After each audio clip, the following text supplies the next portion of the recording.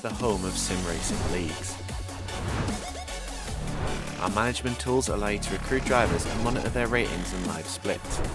Find this and more at gridfinder.com. Sign up for free today.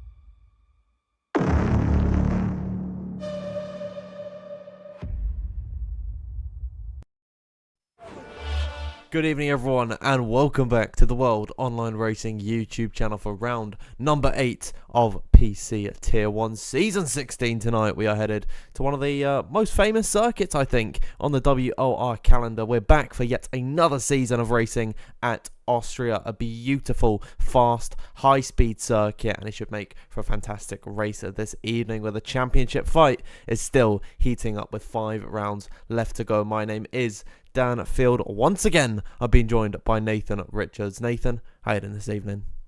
I'm doing great, and I can't wait because Austria has got to be one of my favourite tracks that we league race. Obviously, last week we had the Tier 2 race here, and every single lap, it was battling for the lead every single time. It was brilliant to watch. So I think tonight, with this being probably one of the biggest and the best grids there is in league racing, I think we're in for an action-packed night with battling, and with the qualifying always being so close because of how short this circuit is. Yeah, it should make for a fantastic session here this evening, and we're going to have so much fun whilst we do it. Let's have a look at the results from last time out in Belgium. It is Thomas Ronhard taking his first win of the season. A big 25 points went his way, and he'll jump up into the top 10 of the standings, heading into... actually, no, he's not at the top 10 of the standings. Apologies there. Never mind, he is. I'm already losing track of everything. Jan Ortmeier was in second, and It's Van Pookie was supposed to be in third position, but a penalty, unfortunately, for a push-to-pass move on Kian Gondorp, and Otis Lawrence drops him from third all the way down into sixth position. Jan Halliday takes on that third place, the final spots on the podium, with Declan Barrett in fourth and fifth place for Kian Gondorp. Istvan Pookie is ending up in that sixth, with Tom Manley in seventh as well. He drops down after Kian Gondorp gets a penalty removed, and then Philip Presnader sits just behind Jake Benham. They sit 8th and 9th, and rounding out the top 10, getting promoted due to a penalty for Duncan Hoffland. He ends up going in to P10. Let's have a little look at how this impacts the standings. It is Jan Ortmeier 12 points clear of Ismail Fassi. He leads the championship for the very first time this season. He's outscored Otis Lawrence, Ismail Fassi, and now the last 4 races in a row. Ismail still holding on very strong in second position, with Otis in third, Nicholas Longay in fourth on 47 points, and Dylan Warren sits fifth on 42. Joseph Loke still remains in sixth position on 36, level with Duncan Hoffland, who has not scored for the past 3 races. Thomas Ronhart, with that win, promotes himself up into 8th position on 34 points, just one ahead of Shanika Clay on 33, who's a further 1 point clear of Jake Benham. That rounds out the top 10 there. At the minute, Nathan, as we load into qualifying, Jan Ortmeier with a nice, comfortable lead ahead of Ismail Fassi, but Ismail has got race-winning experience here in Austria, so it should be a very interesting race this evening. Definitely, and the fun fact is I don't think Jano's ever won here before in WR Tier 1, so it's going to be quite surprising of what he can do, and hopefully he can try and take his first victory around this circuit here in this tier. But if you can see the game screen, Dan, it's a very interesting start to qualifying here. Well, qualifying has just got underway, everyone, so enough of myself and Nathan's faces. Let's bring you over to the game scene now, and you can see nice little bit of rain overcasted along the circuit right into qualifying, which is what we love to see. I'll get all the track map and stuff up for you now, and you can see the first man out on circuit is Jack West. Still hasn't scored points since round number 5 this season, and of course he DNF'd last time out in Belgium, so he's really struggling at this point in the season, but possibly today could be that turning point. Austria is just such an unpredictable circuit, and we'll see if Jack West is able to make some moves today this evening. Indeed, I think the thing about this circuit is, especially in the races, you could be 6 positions back, and because of that overspeed, you can get up into turn 3, and also that overspeed, you can get down to turn 4. You can make 3 or 4 positions just down that one straight, which I think is what makes it a very good track for battling. And also, you have that kind of technical side to it, whereas you'll go up to turn 3, you got that DRS put just before the entrance of the corner, so you have people braking a little bit too early, so they can make sure they can get that DRS, and all stuff like that happens, which does make it quite interesting. Qualifying as well, as I've already said, is always really close around here with it being wet as well, and possibly going back towards it being dry. This could also make Q1 very interesting. And then again, it's a matter of you can pick a name out of how anyone can go out when it's a wet to dry session. Yeah, it's very interesting that we've got many drivers on a set of these soft compound of tyres. You can see Jack West as he gets his lap underway. He's weaving all along the track, utilising every inch that he can to get some sort of heat in these tyres. They can have a lot less grip than they normally would do in these intermediate conditions. The rain clattering onto the circuit. You want to get this lap done as soon as you can, because once those intermediate periods once the DRS gets enabled and the intermediate tyre is the best for the conditions, you're not going to have the optimal time to actually set a run. So Jack West getting his lap underway. It's a 16.872 in the first sector. We'll see how this impacts him as he heads up towards the peak of the circuit. It's a downhill run from here in towards Schloss Gold Corner, where we're going to see plenty of overtakes down the inside at turn number 4 off the exit. We'll see what he can do as he utilises every bit of the track that he can, scrubbing off minimal speed as he takes the straightest run in through turn number 5, and then the double left-hander of turns number 6 and 7. A very nice lap for Jack West so far, given the difficult conditions that he is being faced with. Just one more sector to traverse now as he heads towards the double right-hander of turns number 9 and 10. Very easy to run a little bit too quick through here and invalidate your lap time. Jack West taking it very cautiously as he slides his way out of the final corner at Mobile, and he'll come across the line with a 108.928. We'll see if anyone behind is going to be able to beat that. Indeed, as Prejic there goes into second with a 0.191. He's Van Pook had a bit of a poor lap. He's only on a 0.5 with Tom Manning 3/10 quicker than his teammate Ishmael Fassi up into second there, just 3,000 separating him and the Ferrari. We've got Josh Edu coming through, making one of his appearances for the first time this season. We'll see what he can do at the start of qualifying. He goes up into P6 with a 0.9 with an 09.406. The bench driver Kanye matches the time of his teammate Jack West at the top with a 0.928. So already, Dan, it's a very close start to qualify with Alvaro Carlton also sitting in 3rd position. But so far, you can see those top 3 seem clear of all those behind. It's a 1 and 2 for Haas at the minute. Will Otis Lawrence disrupt their party as he comes now through the final corner? He won here in Season 12 on the Xbox side of things. I believe it was Season 12. Yes, it was. As he comes across the line, it is a P4 lap from him there. We've got 6 drivers who are yet to come out on circuit. Shanika Clay, both Mercedes of Daniel Shelson and Jarno Opmir. It's disappointing to see that Jake Benham isn't racing here this evening. Duncan Hoffland, Luke Smith, and Thomas Ronhar, none of them have decided to come out onto the circuit. Let's have a look at the tyres. You can see Alvaro Carlton and Otis Lawrence quicker than plenty of drivers who set their lap time on a soft set of tyres, as there it is. Tom Manley actually with his 2nd lap in a row comes across the line with a P4 run, so he's improved massively on his previous best lap. But Nathan, these times are a far cry from what we'd see in the normal conditions that we're used to. Definitely, yeah. We're probably about, I think, 5.5, 6 seconds off of what we normally see on the dry tyres. Normally around that, 103s or maybe high 102 in qualifying. Normally, so yeah, quite far off as Jano's got himself back into the session. He must have disconnected earlier on, as we can see as well. Luke Smith has retired. I'm not sure, Dan, he's actually to a qualifying ban or...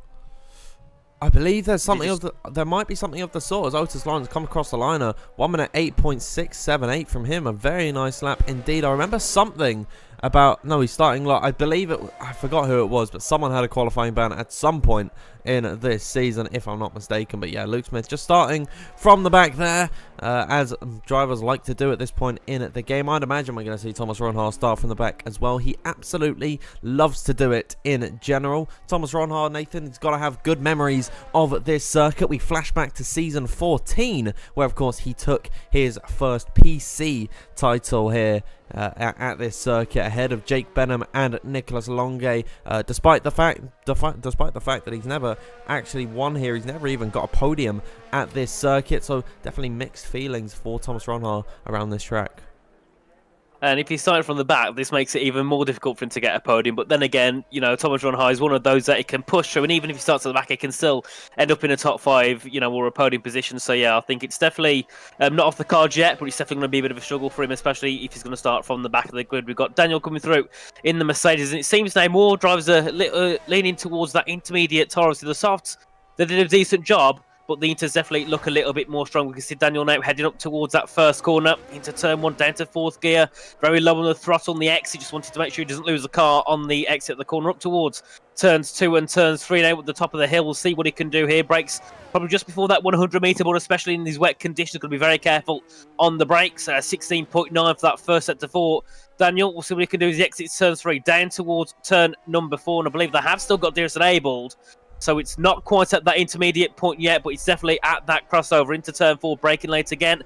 Just wanted to throw the car in these wet conditions, Dan. Some of these corners here, when you're braking at such a high speed, can definitely make drivers make mistakes. Yeah, and here he comes now in towards the second sector, and it looks like there's a Williams car just in the way of him as he slides his way through turn at number 6. Daniel Shelson looking a little bit cautious on this run as he heads now in towards the final sector. It's very interesting the conditions that we're faced with, because just visually it looks like the intermediate should be the best tyre, but the DRS is still enabled. So who is going to take advantage of these uncertain times? Daniel Shelson comes across the line. He's very talented in the wet weather conditions, and it's a 1:08.551. It seems like the more rubber that these drivers are laying down and the more laps that we see, the better the conditions come. A dry line will begin to form as this session goes on, and Nathan, it is going to be about being in the right place at the exact right time. Indeed, I'm on board with Tamas Galdas heading down to turn 4. Was up by 2 tenths in his first set. Obviously, we know Tamas is probably one of the top 5 qualifiers here in this grid. So I'm keen to see what he can do here tonight. Obviously, the wet conditions are a little bit different to normal, so we'll see what he can do on these intermediate tyres. He's heading through towards the end of that middle set today. We'll see what that middle sector is, if he can get much of an improvement on that lap. It'll be nice. So he's up by a second in that middle sector. That would already put him up into around P3. Still got a sector left to go, which obviously turns 9s and turn 10. So we'll see if he can find an improvement through here. I believe we also have a Williams coming through as well. That might be over a Caraton, I believe, or it'll be Ishmael Fassi. It'll be Ishmael Fassi goes into third with a 0.687. We'll see what can Tamas Galdo. Can he go to the top here at Q1? Yes, he can. A 0.518, a little bit quicker than Daniel, but it seems that the track, Dan, he's seeming to get better, even though they're generally on a slower tyre, with it being the intermediate tyre. And here it is then, Alvaro Caraton up next across the line. It's going to be P4 for him. Yet to score a podium this season, but he's in strong stead so far this evening. We do have Thomas Ronhaar out on the circuit. There's a Haas car coming through the final sector. That is Bench Jabo Conyi on the exact same lap time that his teammate Jack West has set so far this evening. Bench Jabo Conyi yet to score points since round number 1 this season, and he'll send himself to the very top of the qualifying order with a 1:08.472. A very nice time indeed from him there. We've got a few more drivers now exiting the pit lane and on towards their outlaps. A Williams car of Ishmael Fassi is in the final sector, but he is now coming back into the pit lane after his first initial run on the intermediate tyres. I'd imagine much the same for Tamas Gell. He will come into the pit lane, but we do have a Ferrari car of Tomek Paradzic on his return, Nathan, here this evening. It's good to see him back in that Ferrari and scoring some decent points. Indeed, yeah, he's up in third at the moment, so that's a decent start from here in Q1. Obviously, yes, the lap times can crumble down once we get to the end of the session, but it's definitely a strong start from him in these unideal conditions. We've got some cars coming through. I believe we've got Thomas Ronhart on a lap as well. He's heading down towards turn 9, that final section. I believe that will be Jack West as well ahead of him, also getting ready to begin his next run. We can see one of the Williams is heading back into pits as Ronhart comes through into the final corner. We'll see what the Alfa Romeo can do as he heads up towards the line. What will it be for Ronhart? Goes up into fourth there with a 1 minute 08.539. We can see more people coming through. Reese Linton heading into that middle sector now. He was up by 2 tenths in the first. He's up by 6 tenths in the middle. So the track definitely getting better for many drivers. He'll be looking to be on a 108.9 at this point, which would only put him into P10 there. So it shows how quick the track is ramping up. We'll see what Reese can do on this final, in these final couple of corners to round off the lap in towards turn 10. Back on the power up towards the line. What will it be for the McLaren?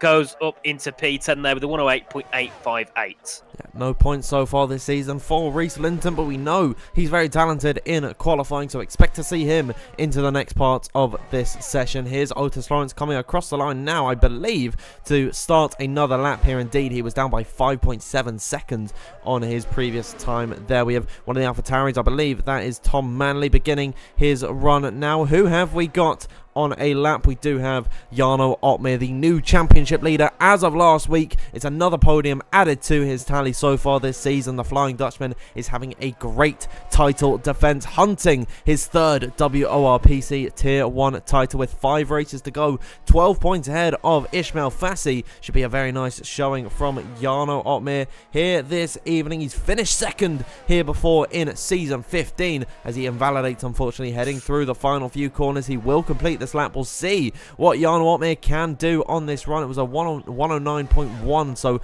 not an impressive time from him there, but a very nice lap indeed from Barry Buraman, about 5 thousandths clear of Ben Shabakoni at the top of the order. A great run indeed. Indeed, we can see Tom Manley come through in towards turn 8 himself. He's up by half a second in that middle set, so he'll be looking to pop himself up in towards that top 6 area. So we'll see what he can do in towards turn 9, turn 10. Otis Lawrence to the top with a 0.196. That's only 3 tenths quicker than Barry's time. Brilliant there from the McLaren driver. Up towards the line for Tom Manley. What can he do? He goes into P2 with a 0.334. So the track, it seems like in the past 10 seconds, has immediately ramped up. So we can see Manley and Lawrence now sitting first and second. We've got more drivers on laps. We've got Ikebana heading down towards turn 4. Currently, he's on a very poor lap time at the moment with a 109.504, so he needs to find time. So does Isvan Puka. He's on a lap as well. He's heading down towards turn number 9. He's up by 3 tenths, but I think Danny's heading back into the bit, so still no improvement there from Isvan Puka. So we'll see what he can do near the end of the session. But the lap times there, you can look at P3 down to P9. That's just over a 10th separating them all. Yeah, the laps are coming thick and fast at the minute. Here comes Jarno Opmeer to the line with the exact same lap time that Tom Manley does there. Very impressive from the Flying Dutchman, but it's not quite close enough to Otis Lawrence at this point. What about Ikebana, who hasn't actually raced here since round number 2? He will go to the top of the order, etching ever closer to that 1 minute 0.7. A very nice time of 108.076 from Ikebana there in his Alfa Romeo Sauber. We'll see what he can do. Yet to finish outside of the points. He's only made 2 starts so far this season, but already he is on a second push lap, and Nathan, he's up by 0.08 of a second, and I think I know one reason, because that rain is beginning to slow down, and I think it has come to a stop.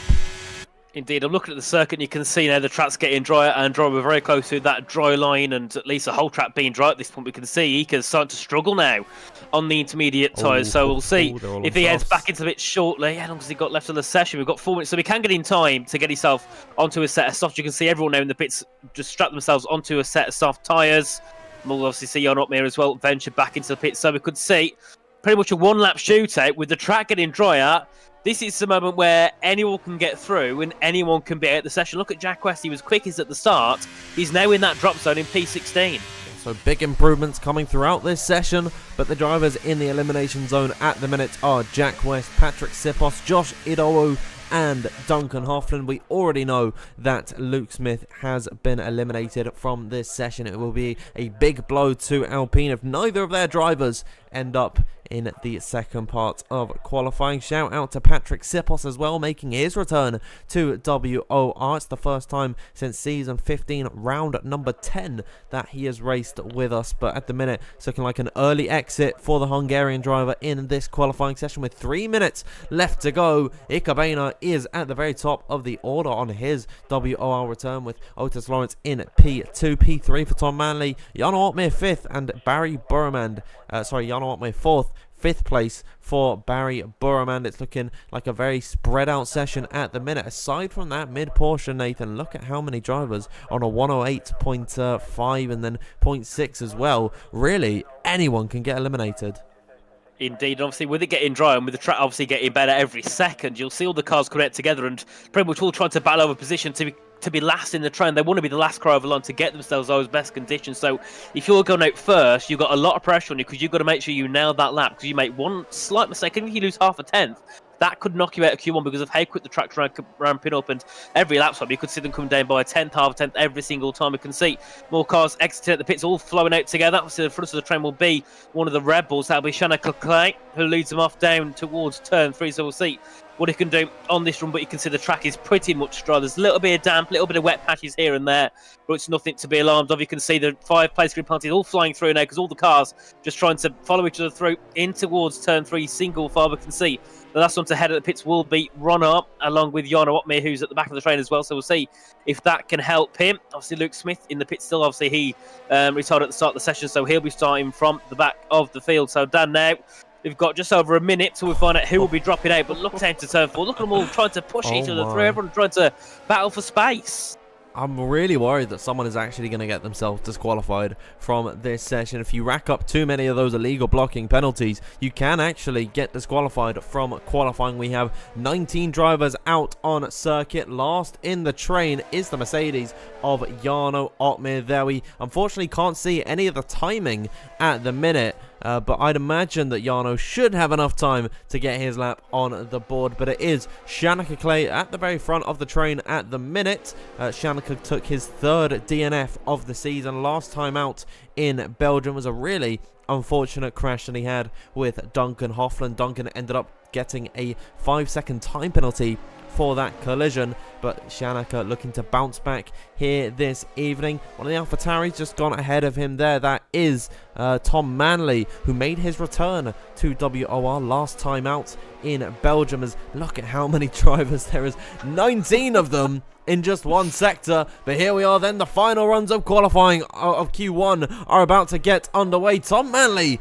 climbs to the top of the hill, with the DRS, as there it is. Jack West has got himself disqualified from the session. Take a note of his time, a 1 minute 8.928. Nathan, I said that it would happen. Fingers crossed it doesn't happen to anyone else, as Tom Manley already on this run up by almost 7/10 of a second. These times are going to be tumbling down, and it is just about getting that time on the board that is better, not than everyone else, but better than P16. At this point in time, you have to be quicker than 3 drivers if you want to see hope of getting into the next session. Tom Manley takes to the second sector now, riding on the curbs off the exit, using all the track possible, scrolling off minimal speed then in towards turn number 6 and 7 at the double left-hander. It gets very technical in this second sector, and now taking towards sector 3, the final part of this lap. You've got to take to the very tricky turns 9 and 10, where it's going to be even more difficult to get it absolutely perfect, because it's going to be very, very slick down there. As Tom Manley then off the exit of the final corner,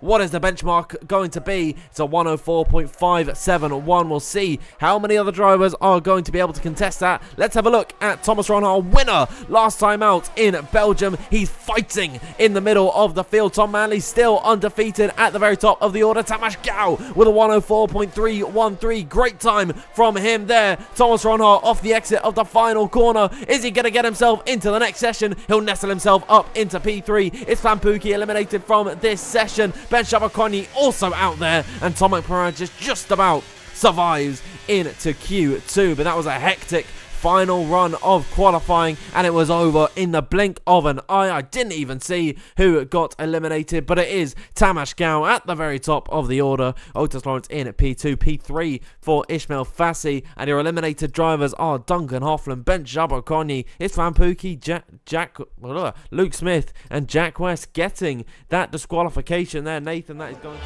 a very controversial one, all things considered. Jack West wasn't actually blocking anyone, and it amazes me that this is still a problem in these games. It's been throughout the entirety of F1 23. You're getting these blocking penalties on outlaps, and now it's cost Jack West his session. Yeah, it is a big shame for Jack, especially, isn't it? Considering he did nothing wrong, it wasn't like he could have avoided it at all. It's just the game being the game.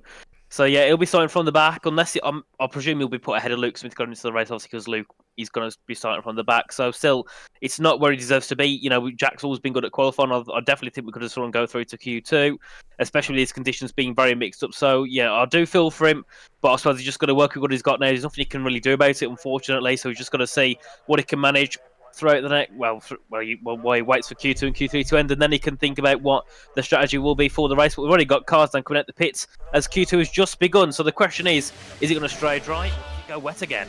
We'll have to wait and see. It's still very overcast here as Jack West leaves the session, arguably in frustration. The first driver out on circuit is one of the Williams, and it is Ishmael Fassi this time by. He has race-winning experience here in Austria, took his second ever WOR win here at this circuit, the final round of season 14, which was of course Thomas Ronhar's crowning race. And I remember that race, it was just over a year ago, I believe, at this point, or maybe actually coming up towards... No, just over a year. No, not even a year ago at this point. I'm losing track of time already. But Ishmael Fassi, he was seemingly uncontested throughout this race, if I remember correctly. So I wonder if today is going to be a similar story for the Spanish driver. Of course, losing the championship lead last time out in Belgium. He'll have a fire ignited in his belly, and we'll see if he'll take the fight to Jarno Opmeer here this evening. But Ishmael Fassi, Nathan, gotta watch out for him.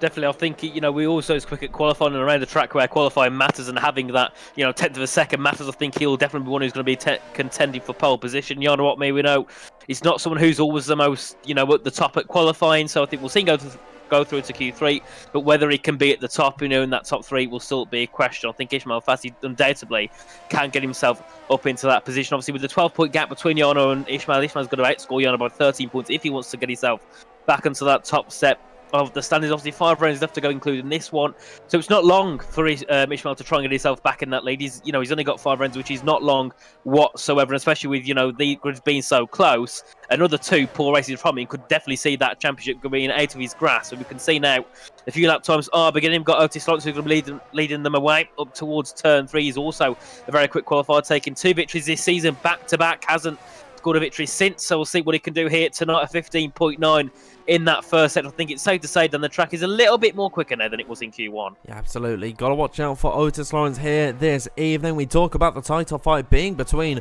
Jarno Opmeer and Ishmael Fassi, but Otis Lawrence still has an outside shot of taking the glory. He is a long way back from Jarno Opmeer at the minute. I believe a whole 46 points behind Jarno in the title fight, but a few good races from him there. Jarno Opmeer maybe not doing so well. Otis Lawrence could see himself into the fight in the last few rounds of the season, but he needs to recapture that form that he took at the beginning of his title hunt. It was a midpoint of this season. He took 2 wins in a row, and he's only scored 1 point since then. Here comes Otis Lawrence then across the line. 1 minute 3.353, a fantastic lap time on the board for him there. Let's have a look at Jarno Opmeer off the exit of the final corner, about a tenth slower than Otis in that second sector. Found the time in sector 3 though, and he'll nestle himself into P3 because Shanika Clay comes across the line with a 103.157. Historically not a great circuit for Shanika, but he's done very well at the beginning of this qualifying session to put himself on top in Q2. Indeed, a brilliant lap time there from Shanika Clay. Reese Linton goes into third there with a 103.318, but that's a whole tenth and a half clear. Well, just over a tenth clear now with Thomas Ronhar, who popped himself into second with a .271. Well, that is undoubtedly a brilliant lap time from Shanika Clay. We can see Ikebana coming through in towards turn 6. Hopefully that Williams does move out of the way from short. Lees is just heading through. That's going to give him a bit of dirty air. This isn't ideal. Hopefully that isn't the one who's in the top 5. It is. It's Ishmael Fassi who's in the way, and he's going to block Ika, and that's going to be a controversial, and that will be for the stewards, I think, there from Ishmael Fassi. Didn't believe that Ika was on a lap, and he's blocked him all the way through that middle set, so that can definitely go to the stewards for next round. We can see, though, Barry Burman, Dan, he's in the drop zone. That is not a drop we expect to see down in the bottom 5. Obviously, joining him is Daniel, Patrick, Josh, and Ika at the moment. So definitely far from over 10 minutes left to go. But, Ishmael Fassi could have been in a little bit of trouble there, I think. Yeah, that's maybe one for the stewards to look out. Depends on whether or not Ika actually decides to report Ishmael there, but they are fellow countrymen, knows that Ishmael Fassi is in that title fight. Maybe he could look the other way as got a battle heading into the pit lane between Barry Burman and Thomas Ronhar. He will take to the pit. Oh my God, Thomas! I was riding on board with Barry there, and I just I see on the right of my screen a Sauber car just fly into the pit lane and then just completely stop in its tracks as after going through the grass. They're very comedic how this F1 game works, but you are absolutely right about Barry Burman being in the drop zone there, just 300ths off the back of Tom Manley. This is his first race since round number 4, and it'd be a shame to have Barry's qualifying end so early, but he still has just about 10 minutes left to go in this session. We'll see who is going to be knocked out at the minute. Barry, as previously mentioned, in the drop zone alongside Daniel Shelson, Patrick Sipos, Josh Adowu, and Ika Bena, who hasn't been able to get that lap on the board. But it is Shanika Clay at the top of the order. As previously mentioned, Nathan, he's not had great success here around Austria, just 1 point at this track since season 12, combining all of his races. So it's not been the best track for Shanika today, but he's having a great season. Despite all of the DNFs, he's found his way into the top 10 in the standings, very close to the back of the likes of Joseph Loke, Duncan Hoffman, and Thomas Ronhar. If he has a good race today, he can maybe shuttle himself in towards that top 5 area. Yeah, I think Shanika Clay, he's a driver that in past seasons, you kind of label him as a midfield driver. He can get himself into the top 10 on a good day. But this season, not just here in multiple other leagues as well, he's always at the top. His qualifying has improved dramatically. So Shanika's definitely a driver that I think has had vast improvements, and Williams will definitely be kicking themselves about not having him in their roster for this season, because I think it's like, as soon as he's kind of left there, he's just changed the switch. He's, turns them on, and automatically he's just really, really quick, and he's getting some really good results, which is brilliant for him, and hopefully gives him some more motivation going forward. And obviously, maybe next season get himself back into a seat with a different team, possibly. So yeah, I think this is definitely brilliant for him, and it seems like even though it hasn't gone too well, he's not really letting him bother him too much, I think.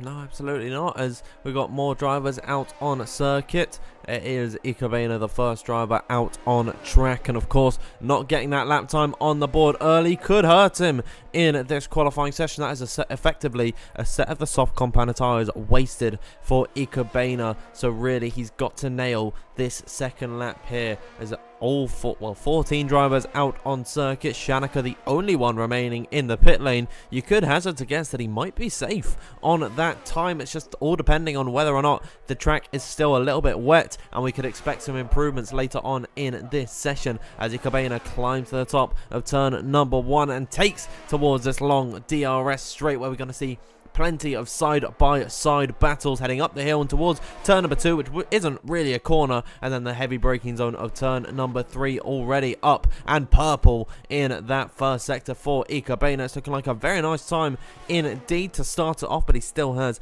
2 sectors to navigate, and of course sector 2 can be very tricky for these drivers. Very easy to lock up in towards that downhill right-hander of Schlossgold, but he's taking it very nicely, then completely straight through turn number 5. Ika Bena looking very confident. He's hitting all of his marks. He's getting that straight line speed in the places that he needs. A 44.223 in that second sector. He's lost a little bit of time, Nathan, but it's looking decent. It is indeed. I think it's going to be a decent banker lap for him, obviously going through into the final parts of Q2. We'll see him come through in towards turn 10 at the final corner. We'll see what can Ika Bena do. Can he get close to his teammate in second? He'll go up into second. Brilliant lap time there from Ika with a .268. I think that could seem maybe safe going through into Q3. Possibly Tom Manley to the top there, the .05. So the lap times are coming down quickly. So that was Josh Eder there into 5th there with a .299. We can see our Carlson coming through in the Williams. What can he do for the team up to line? He will go up into P2 with a 1 minute 03.123. We've got Otis Lotsably coming through for him. Where will he go? Goes to the top with the .977. Our first 102 of the evening. We've got Hamish Gal to the top now with the 939. Then we got the flying Dutchman Jarno Watme. I know it's not. It'll be his teammate Daniel come through. He goes into 6th with a .3 with a .264. We got that'll be Thomas Ronhard coming to the line. He's invalidated, so no improvement for him. Got Reese Linton on the risk of that elimination zone. Where does he go? Up to the line into P6 for him with a .170. That knocks Jon Opmere into the drop zone, but he's up by 2/10 already on that lap, so he's finding massive improvements. Ishmael Fassilo into 5th there with a .142. We can see Jon Opmere, Dan, just coming through in towards turn 9 shortly. Yeah, Jan Opmere in the drop zone at the minute on his original lap time, but he is now on a fly off the exit of the final corner. We'll see what he can do, and he'll get himself up into P4. 1 minute 3.104 for the Flying Dutchman. That's a nice time from him there, and after all of the second laps have come out, we've seen Daniel Shelson, Ika Boehner, Thomas Ronhar, Josh Adowu, and Patrick Sipos all find themselves in that drop zone. It is a big surprise for Thomas Ronhar to be in those lower parts. However, Nathan, he was up very nicely on his lap time before the invalidation. I think he ended up coming across with a low .3, so that should be a low .1, so it should have seen him around about where Jarno Opmere is, but unfortunately that invalidation, of course, makes that lap null and void, and he'll have to go out once again if he wants any hope of seeing himself into the next session. He's made it very difficult on himself so far this session, left it quite late in Q1, seeming like it's the same fate in Q2, but if we know anything about Thomas Ronhar, we know how quick he is along one lap here. We know that he likes this circuit, and with 5 minutes left to go in Q2, should have a fun time watching him try to get himself into Q3 alongside 14 other drivers. Definitely, but a team that is struggling now here, Danny's Ferrari sitting 9th and 10th. They're only, well, not even the 10th back from Josh Eder in P14, so they've got to find some key improvements going in towards the end part of the session, because if they can't find an improvement, they're probably going to be into that drop zone. So yeah, I think a lot of drivers need to go back out again and get some major improvements on their lap times. I think we could see pretty much everyone go out again, maybe bar Otis and Tamish. I think everyone else, Dame, should go out to set another lap going through in towards Q3. Obviously, both the Sabres being in the drop zone, that's not ideal, and they're only separated by 0.3 of a second to each other. Earlier on in the session, they were sitting 2nd and 3rd. So it shows how, yet again, still the track is evolving so quickly here in this session. Just over 3 minutes left to go before we reach the end, so it'll be yet again one lap shootout to find out who will be starting in the top 10, who will be fighting for pole position in Q3, and, well, it could pretty much be anyone here, I think, Dan. Yeah, absolutely. It really can be anyone in this qualifying session. Tomek Paradras and Barry Berman, as previously mentioned by Nathan there, close to that drop zone. The pair of them very unexperienced so far this season, but the pair of them have had decent results around this circuit. The pair of them in season 12 were 3rd and 4th position, and actually in that running order, Tomek Paradras was 3rd in season 12, then Barry Berman just behind him in 4th position. Thomas Ronhart sensing that it is time to come out very early in the final parts of Q2 alongside Shanika Clay, we didn't see at all of in those second runs. As you said, Nathan, both Tamas Gao and Otis Lawrence seeing it best to retire from qualifying with just about 2 minutes and a half left to go. See what Thomas Ronhart and Shanika Clay with Alvaro Carrington also coming out onto the circuit. Now everyone is beginning to exit the pit lanes. You can see in that track map you've got an Alpha Tauri, a McLaren, the 2 Ferraris, the other Sauber car, the other Red Bull as well. So plenty of drivers coming out onto the circuit. No Tom Manley. Tom Manley's just come out now. No Jarno Opmere though for the time being. I wonder, does Jarno think he's safe? No. No, he said no. Yeah, I think it'd be very silly for him to think it's safe, because I don't think being a 10th and a half at the drop zone is safe at all. So yes, he's going to come out. But obviously, just those two at the top not going to be going out into sessions. So hopefully for those two, they don't end up dropping out, because Frozen and Tamash being out in Q2 would not be ideal now. I don't think they will be. But obviously that risk is still there. Ikebana gets a 5-player grid penalty, as we see all the time. So it's nothing new. We can see Thomas Ronhard though heading through in towards turns 9 and 10, followed by a Red Bull of Shanika Clay. So we'll see what those two can do, as he can get another one. He's got to hope he doesn't get a third one, because if he gets a third one, that will be disqualification, which yet again would not be ideal. Jack West has had it done to him, so he could definitely have that happen, and I'm sure he'll be very annoyed if it would happen. But we can see Thomas now heading in towards turn 1 up the hill. to the right-hand side, down to fourth gear, gets back of the pen early on the exit, heading his way through now with some DRS in towards peak to left at turn 2 before straightening the car up in towards the red zone at turn 3, and Ika's got disqualified. Another driver that's out due to the game being foolish once again. Yeah, and those are in some very interesting circumstances because they're not actually in the same conditions where they were all bunched up. That could have easily happened last time.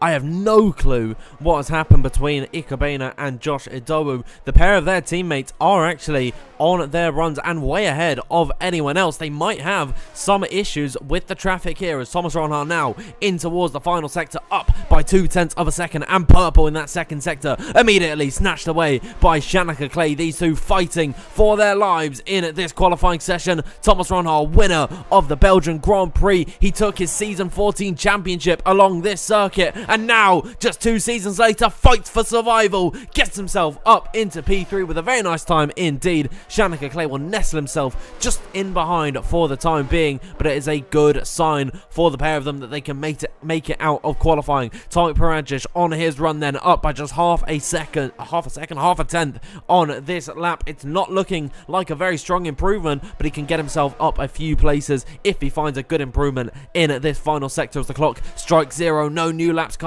times can be started at this point forward. Tomek Parajic gets himself into P8. I hazard to guess that is not going to see him safe into the next session. Alvaro Carreton then up next towards the line, down on his run. What about Barry Burman in that drop zone at the minute? Tom Manley finds himself in 5th.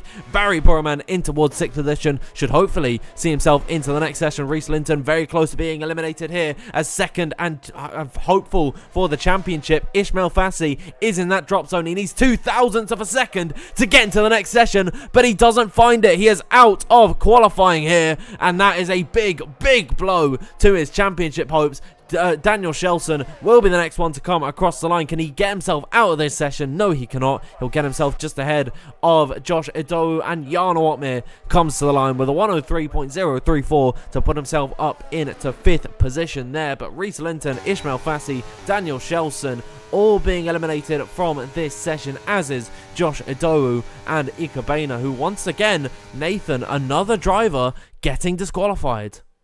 Yeah, and it's a big shame because that's now 2 people who've, kind of been bullied from the game for no reason whatsoever. So it's a big shame to see.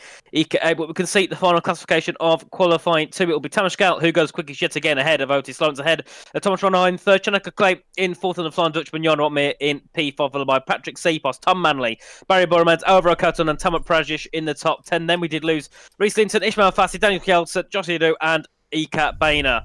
So Q2, very interesting, and Tomek, I thought he was definitely out there. I thought he was going to be probably P12, P13, but luckily for him, Reese and Ishmael not finding the key improvements they needed, and unfortunately finds themselves out. But then again, Tomek down to Josh is only just over 0.40 of a second, so the drop zone, any of them could have ended up there. Yeah, I mean, Reese Linton missed out by just 1/100th of a second. It was 12 thousandths for Ismail Fassi, and I think he is the big shock to see eliminated from this qualifying session. Ismail Fassi, once again, Nathan, seemingly struggling to keep up with the pace of some of the quicker drivers on this grid, in particular Jarno Otmir, who I do want to give a shout out to, because normally, Nathan, we do give him a little bit of rubbish for his qualifying. We say that it's not the best, but I think Jarno Otmir has really stepped it up over the course of 1 lap, and the best thing is he's not lost any of his race pace. Jarno Otmir is still, at this point in his career, after winning 2 WOR titles, 2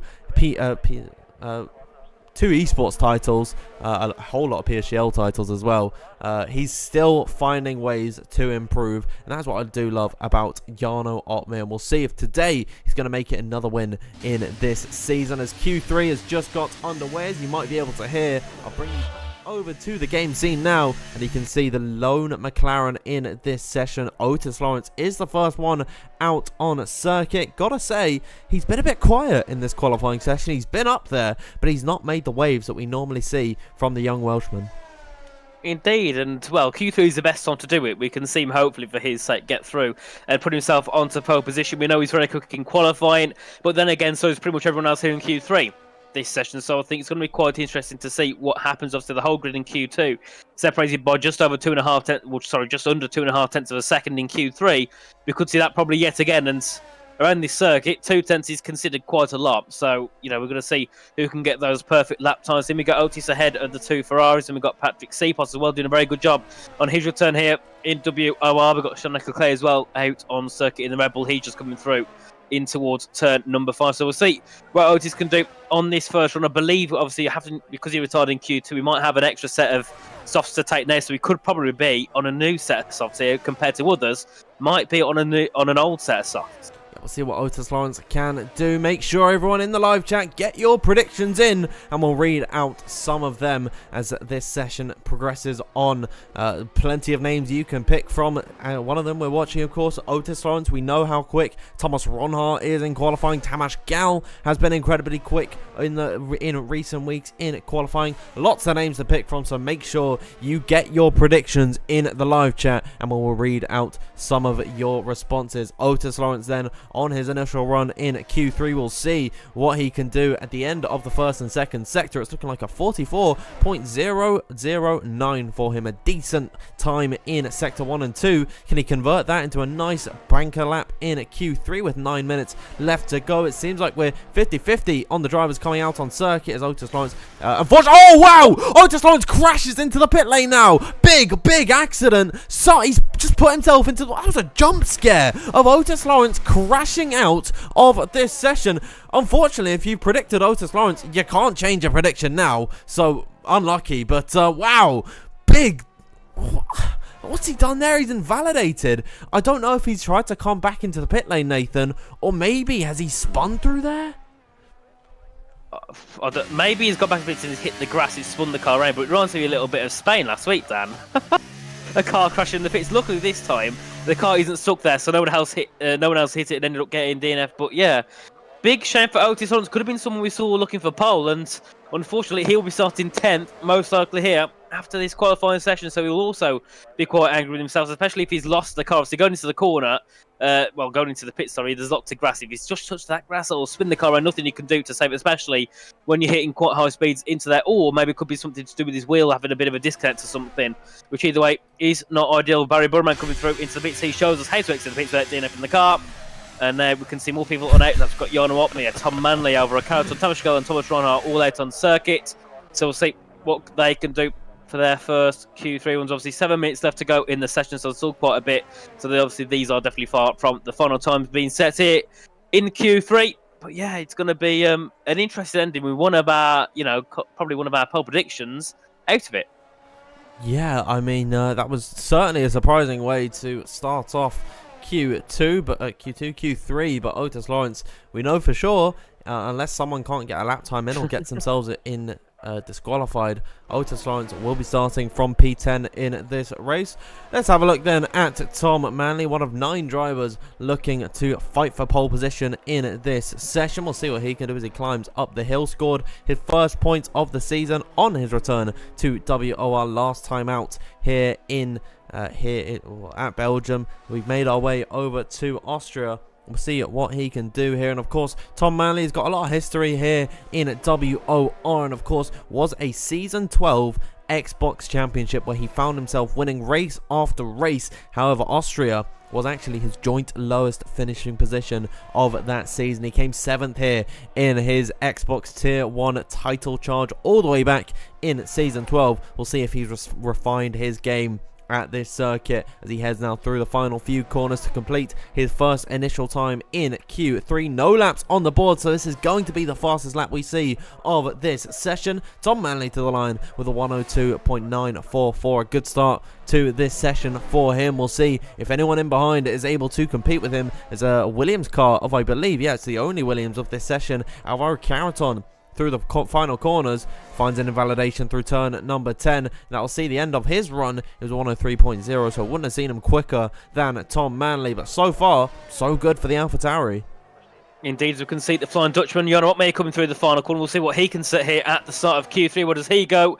It will be into second with a .962 there for Jarno Opmeer. We've got more cars coming through. We've got Prajdic heading through along with Tamas Gal, who goes into third with a 103.072.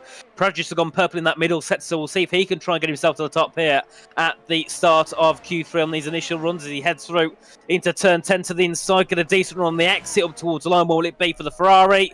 goes up to P4 with a 103.16 on. Then we've got Thomas Ronhard coming through as well. We'll see what he can do. I believe he's let off his lap. It seems he's let off, so he'll be going again to make another run. Who we've got left to come through? I believe that will be Ronhard's lap time being set. So I don't think we've got anyone at the moment, Dan, coming through, I don't believe. We do have a few drivers, Patrick Sipos being one of them. He's got Shanika Clay in behind and Alvaro Caraton all on laps as well. Actually, I think Alvaro is coming back into the pit lane. There's still a few more drivers, though, on runs. Here comes Patrick Sipos on his WOR return. Up to the line of 103.273 is Shanika Clay, the fast 102.8 that we've seen so far this session. A very nice lap time from him indeed there. Barry Burman is also on a lap time at this point. I believe the last one on a run at the minute. But will it be best, actually, for Barry to possibly come back into the pit lane at the end of this? Look at the bigger picture. He's purple in Sector 2. However, he could be quicker if he comes back in. He'll be crunching for time towards the end of this session. He'll choose the latter option and go at the end of this lap. We'll see what he can do in that number 5 Ferrari to come across the line. Barry Burman sets a 102.984. Now he's got to dash back into the pit lane, get that car serviced. Thomas Ronhard to the line at 102.865. 5,000's clear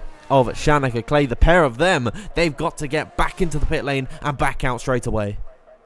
Indeed, we can see the gap to leader there, just 2 tenths separating Thomas down to Tamas Gal, less than 10 separating the top 4, obviously, with Shanika Clay only being 4,000 slower than Thomas Ronhard on that lap. So those who definitely going to still be fighting for pole, but if you guess Thomas Ronhard or Shanika Clay, I think you'll be quite happy, because those who are most likely going to be the ones who take it. But then again, you got lots of Barry, Tamas Gal, Alvaro Carton, who haven't still set laps or haven't got ideal laps, who would definitely drivers that can fight for pole position. So we'll see what they can get done on that final run. Obviously, Speed Barry, as he's in game, needs to get back to the pits quickly so he can get himself onto a new set of tyres and head back out along with the others. But I think he should have enough time. There's still over 2 minutes left to go. So yeah, he will get back in time. Didn't actually read out any of your predictions earlier on, so I think now is a good time to ask. Once again, you've seen the initial lap times come out, and if you have to make the choice: are you going to stick to your guns on who you predicted originally, or are you going to change your option? Nathan, please, everyone, actually let us know in the live chat, and we will read out your responses. This time we actually will.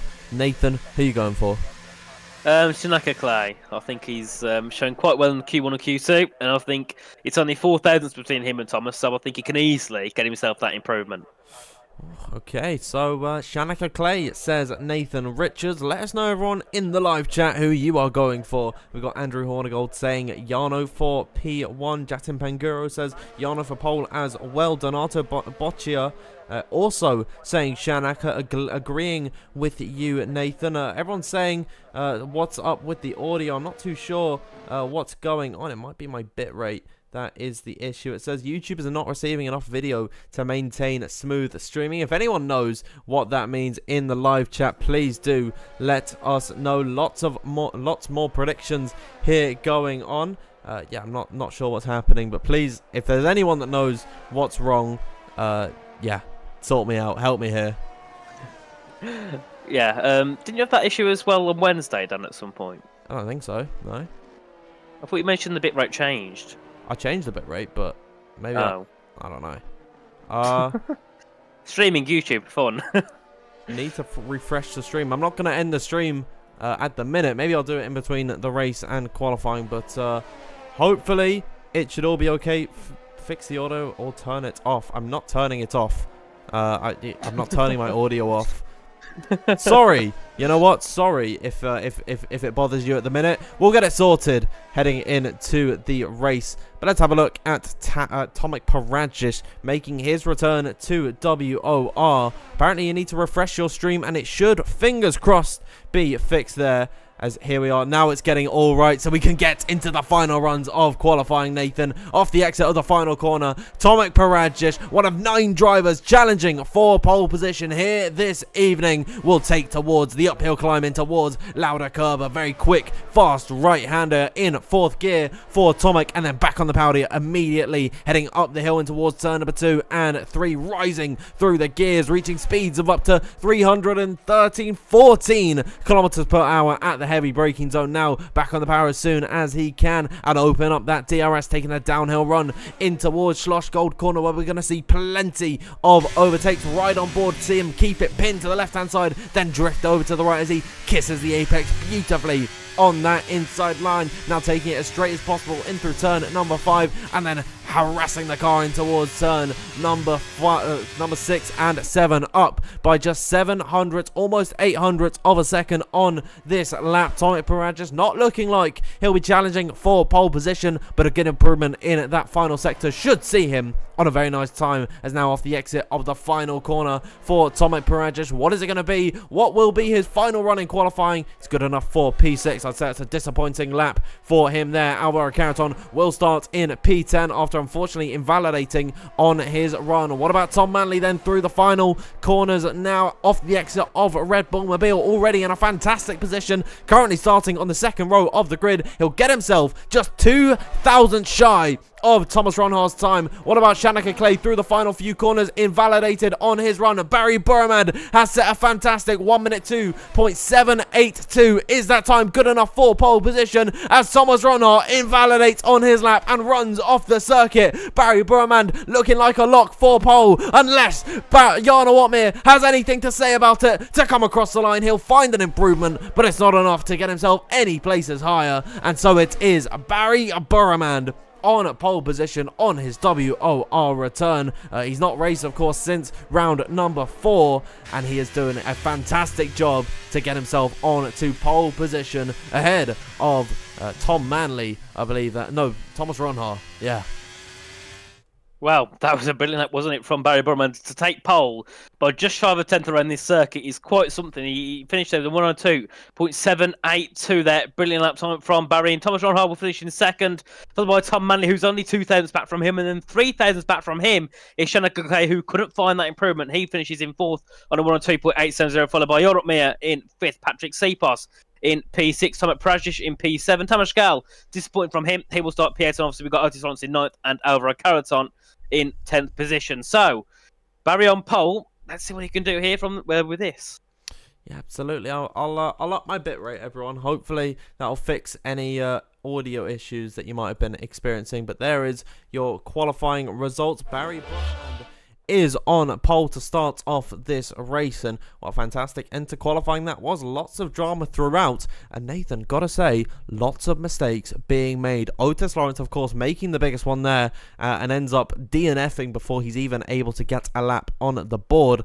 He is still starting in P9 because Alvaro Carreton wasn't actually able to get a lap time on the board. He found too many invalidations and unfortunately wasn't able to put a time up there. Thomas Ronhar, well and truly, could have contested Barry Burman for pole position, but an invalidation in the final sector. It's not going to be the end of the world for Thomas Ronhar, but certainly coming into this race, it's going to knock his confidence. But then again, starting P2 could be good, because that means he will probably have that second place on the start. So he will be what? He'll have that. I don't know what I'm on about now. He'll have the DRS down towards turn 3 every time. As long as he can keep sticking in behind, he should have that bit of an advantage. He can save a bit more battery, and he has a bit less pressure on those behind catching up. So it could be the strategy to go for Thomas starting in P2 and having that advantage. But then again, it depends what Barry does on that opening lap. Also depends what tyres Barry chooses. If he goes a bit more of a harder compound, he could lose some position, but then getting back towards the end with the softer tyres. If he goes softer, could gain some time here at the start, but then lose something near the end. So lots of different strategies can come into it. But I think either way, the race will be interesting. The strategy is always key around here, and you can see people sometimes with having the older tyres, sometimes being ahead just because of that DRS advantage down towards those key corners, which are in some tracks wouldn't be the case. So I think either way, we're in for a very exciting Grand Prix where strategy will definitely be probably top, because around here the pace is that close, that doesn't matter too much. I think it is all down to that strategy and having the right tyres at the right time. Yeah, if you recall back to I think it was season 15. There was season 15 at the beginning of this game. Austria was an absolute treat to watch, and it went down to the final lap between Lucas Blakely and Jarno Otmir, and it was indeed Lucas Blakely to take victory. Of course, not racing here this evening. Jarno Otmir has got the most recent strong history around this circuit, and so should possibly be the favourite. But you're absolutely right that it's not all about just raw pace, because it is so similar around here, and also 3 DRS zones back to back to back. It makes it very difficult to actually make a move stick. DRS trains are very prevalent around this circuit, which means that difference needs to be made up in the strategy, and so it should be all over the place. We're going to have multiple different drivers going for multiple different strategies, and we're going to have no idea who is going to win that race until the very last breath of it all. It should be a fantastic 36 lap slugfest for these guys here this evening. I'm going to get myself into the lobby now, and hopefully we should be into the race very, very soon. Lots of drama in qualifying, lots of invalidations, very easy to do around here. Nathan, gotta say, that's going to be a little bit worrying for these drivers heading into the race, that possible penalties could, greatly impact the result of this Grand Prix. Indeed, and with obviously the DRS keeping everyone together, you can see trains of everyone probably down all the way in towards P16, P17, meaning a penalty can be very harmful. A 3-second penalty could drop you from maybe P4 down to like P15, something like that, which is definitely not what you want. So penalties are something you need to avoid. If that means maybe showing off a 10th of pace just to not get a penalty, do it. You lose a little bit of time, but you can definitely gain it back. And having a penalty is something you can't get rid of. Once you got it, you've got it. So yeah, they need to avoid those penalties. They also need to avoid the speeding penalties, because around here, penalties, as I said before, very, very harsh. So in the pits, maybe go a little bit slower, lose maybe a couple of tenths, but that will definitely save you from getting a 5 seconds added to your time. So yeah, penalties are something drivers have got to be aware of, with the track limits being quite strict around this circuit. We saw many people invalidating their laps in qualifying, so obviously, it's something that's prevalent, and will definitely go through in towards the race. Those further back as well need to avoid it, because if you're starting maybe in that bottom 10-year-old, they want to be making moves and not getting penalties at the same time. So yeah, I think it's going to be an interesting one, and I think with so many different factors going into it, we could see anyone come out on top, and we could see anyone getting some well-deserved points here in this race. And obviously, the likes of Jack West, we wanted to get a bit of redemption motive for what happened earlier on in qualifying, so we'll see what he can do as well in that Haas car. Yeah, really should make for a fantastic Grand Prix here this evening. I think now is a good time to ask the question, who do you think is going to be taking the victory? You know the results of qualifying. It is Barry Burmand on pole position ahead of Thomas Ronhaar in second place. But who out of those two are going to take victory here this evening? Or is it someone else altogether? Let us know in the live chat who you think is going to be taking the win today, and we'll read out some of your responses before heading into this race. Nathan, you got to get off the fence. Who's taking the win? It's a hard one around here. Normally it's like first or second, but here it could be anyone in the top 10. You know what? I'll go with Otis. He starts P9 after that, weird crash into the pit lane. I think he's going to get a bit of redemption. So I'm going to go with Otis starts for victory here tonight. What about you, Dan? Are you going to go with for the victory? Well, you know what? You might actually be right with that, because the last time out, Thomas Ronhaar won the race from 10th on the grid. So Otis Lawrence might take it. You just don't know around this circuit. I will go with hard to say, really. I'm going to go with Tom Manley. Why not? Tom Manley to take the win here this evening. He is still chasing that elusive first victory here in WOR. Why can't today be the day? Let's have a look then at some of your predictions in the live chat. Kapil Shori saying Yarno. Blaney fan 73 says Will Lewis P21 to P1. You're absolutely right about that. Han says Ronhaar 100%. Andrew Hornigold goes with Otmir for the win. F1 Biarbs from 20th on the grid says Luke Smith, to be honest. Luis Valmont says Team Yarno. Kailani May says Shanika Clay to take the win. Christian Puerto going with Yarno. Lots and lots of predictions out in the live chat. Someone is saying, let's go Bunting mental. Nathan, I saw you raving about that last night on Twitter. This race is certainly going to be Bunting mental, and with the range of predictions that we have here this evening, you just don't know who's going to take the win, and that is what makes WOR so in racing. Our management tools allow you to recruit drivers and monitor their ratings and live split. Find this and more at gridfinder.com. Sign up for free today.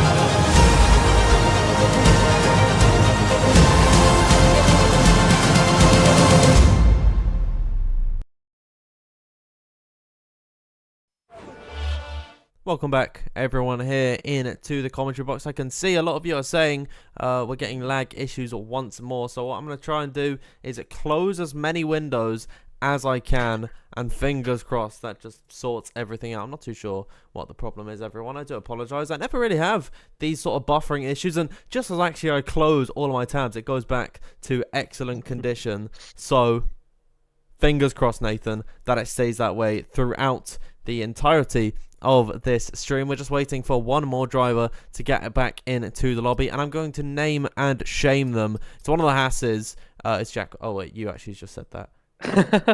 My bad. So yeah, I guess we're 19 in this race. No, he's here now. He turned his PC back on. Ah, right. Okay, maybe I should have done the same. Who knows? I know we left, so he said he was done with it, but then he literally just put a message in about 2 minutes ago saying, yeah, he's turning the PC back on, he's on his way. So a bit of a rage quit moment there from Jack, but he's back with us. He's in the session, and we've got all 20 in, so hopefully Luke Smith will be able to get all the lobby sorted out. And actually, they're already ready up, so that means then within the next 30 seconds, we're heading into lobby for what should be a brilliant 36 laps of racing around the Red Bull Ring. Yeah, now I'm being told to hurry up. The race is about to get underway. Thank you to A&I for sending a nice £2 donation. Give the streamer telling off for not working. I think I will do that. Nathan, I think maybe have we got time? We're waiting for drivers to ready up now. I think quickly I can restart the stream, maybe close my OBS and then head back in. Yeah, all definitely. Right. So we'll see you on the other side of this quick little intermission, and we'll be back in just 1 minute time.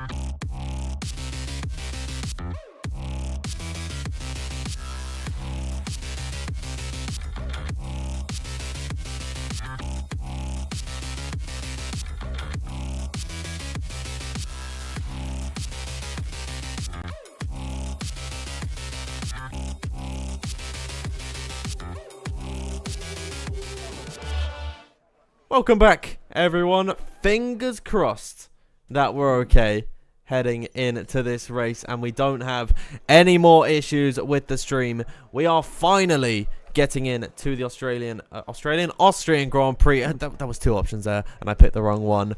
If you have already forgotten, Barry Burman on pole position, Thomas Ronhaar in second place. Nathan heading into this one. It looks like nice clear blue skies, a little bit of cloud coverage up ahead, but we shouldn't be expecting any rain today. Hopefully not. It doesn't look like it, but then against Austria, it's a forest. It could always rain. Yeah, I mean, it always happens there. And, wow, thank you once again to A&I for now a £5 donation. We also missed Chancellor E.T., who's given $2.99 Romanian Leu. We'll get to your donations later on, but heading into this race, finally, 36 laps of the Austrian Grand Prix. And we are underway. Barry Burman leading Thomas Ronhaar heading in towards turn number 1. It looks to be a good getaway for the pair of them as they form a line in towards that first corner. Patrick Sipos looking towards the inside of Jan Wortman. They do battle for P5 at the minute. Tom Manley all over the rear of Thomas Ronhaar, climbing up the hill and towards turn number 2 and 3. Can he look maybe towards the inside of the Alfa Romeo Sauber? Doesn't look like it as they all concertina further back behind. There was an Aston Martin of Duncan Hoffman going very deep on the brakes. Lots of contact further back. You heard a big clattering noise, but as they make their way into the second sector, it's all clean at the front of the order. It is as Otis wants to make a move ahead of Jono Wortman. Jono down to P7, but Jono hangs it around the outside. Can he get the exit along with Otis? He can't. Just about see Otis on those mediums, Jono on the hards. So these on the hards are likes of Barry, Thomas, Janaka, and Jono will probably lose positions to some of these medium runners behind. In these first couple laps, we can see Alvaro Carlson looking to catch up to Jono Wortman as they head through into turn 8. And Tamas Gal must be one of those involved in some sort of collision, starting in the top 10, but he's now down to P20. So definitely not ideal for him, as that was Ishmael fast up the inside of Tomek in towards turn 9. Brilliant move from him. Ika Boehner ahead of Reese Linton as well in towards turn 9 for himself. He's made some decent positions on this start already. Then you can see the medium runners very, very strong on this opening run. Yeah, Tom Manley on his medium tyres all over the back of Thomas Ronhaar, climbing up the hill and towards turn number 3. Can he try and make this move finally on the back of Thomas Ronhaar? He's been following in his wheel tracks for the whole of that first lap as Patrick Sipos looks up the inside now of Shanika Clay. Otis Lawrence now off the exit of the corner will have a better run than the pair of them. He's going to get squeezed to the inside line by Shanika Clay, and now he's in the wheel tracks of Patrick Sipos. He'll look towards the outside line at turn number 4 of Slosh Gold. He'll go earlier on the brakes potentially to try and get that better run as they head in towards turn number 5. It looks like Patrick Sipos has gotten the better of Otis Lawrence for the time being, but the medium runners already off to a flying start in this Grand Prix. Someone's locked up there, a lot of smoke through turn number 7. Not really a corner that you would break for, as the two championship rivals Jarno Opmeer and Ismail Fassi looking to fight it out on lap number 2, and this could be a battle for the ages, the pair of them on different tyres. Ismail will have that advantage early. Indeed, as they head then towards turn 1, but Ismail Fassi's only got 60% of battery. Already he's used a lot on those opening 2 laps. He's took the fastest lap as they head in towards turn 1, and back up to the front we can see Tom Manley closing in on the back of Thomas Ronhaar. He'll be looking to try and make a move to put himself into P2. Can he get it down to turn 3? Ronhaar's getting in on Barry. Does Ronhaar go for lead? No, he doesn't. They all sit back for now. Alvaro Caraton fighting with Shanika Clay up the inside in towards turn 3. Alvaro now into P6 ahead of Shanika. Ismail Fassi looking to put some pressure. Actually, Jarno Opmeer is looking for a move on Shanika Clay down in towards turn 4. So Jarno there got a bit of pace in towards turn 3. Can he make an overtake? Yes, he can, along with Ismail Fassi. Up the inside of the Red Bull of Shanika Clay. Those two go side by side. Shanika's gone deep. That's going to lose him some pace and some time heading out the corner. Can he defend position? No, he can't. Can Ismail Fassi go on there? So Jarno Opmeer is going to go for it, isn't he? He's going to go on there, so gets cut off there. Into the gravel goes Ismail Fassi along with Shanika Clay, making the move back through into turn 8. And Ismail off the track slightly as they head through.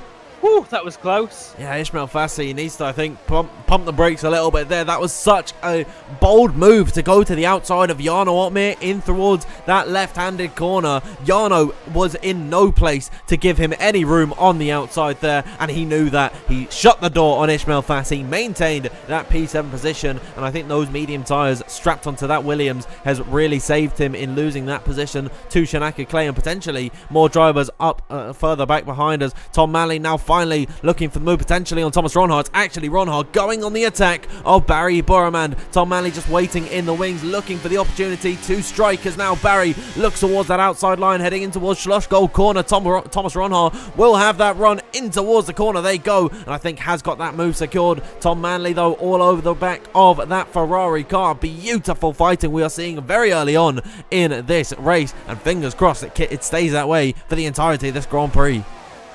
It is indeed as Ikebana there, head of Tomac Projects, to put himself into P10 now. 5 tenths back still from Shanika Clay as they head out the corner down towards turn 9. We can see Fassi still looking to gain in on Jarno Opmeer. We'll see when those two get to bounce further ahead. We can see Sipos there under pressure from Otis. Sipos not looking too strong here at this point. Otis got a decent exit out of the final corner down towards turn 1. Can he try and make an overtake? No, he completely pulls out the slipstream in towards that first corner to pull back in for turn number 1. They head through the first corner back up towards turns 2 and 3. We can see Manley looking to gain in on the back of Barry. He can't gain in enough as Otis yet again pulling out of that slipstream as they head up in towards turn 3. Ismail Fassi looking to close in on Jarno Opmeer. He can't find a move. Jarno, they're going for a send on Alvaro Caraton in towards turn 3. Slight bit of contact between the two, and Jarno can't get that move finished off. Back down towards turn 4 they go. Ooh. And can we see Jarno make the move? He's going to go to the outside line there of Caraton. He's got the run into turn 4. Caraton's got the inside line. Close to contact there.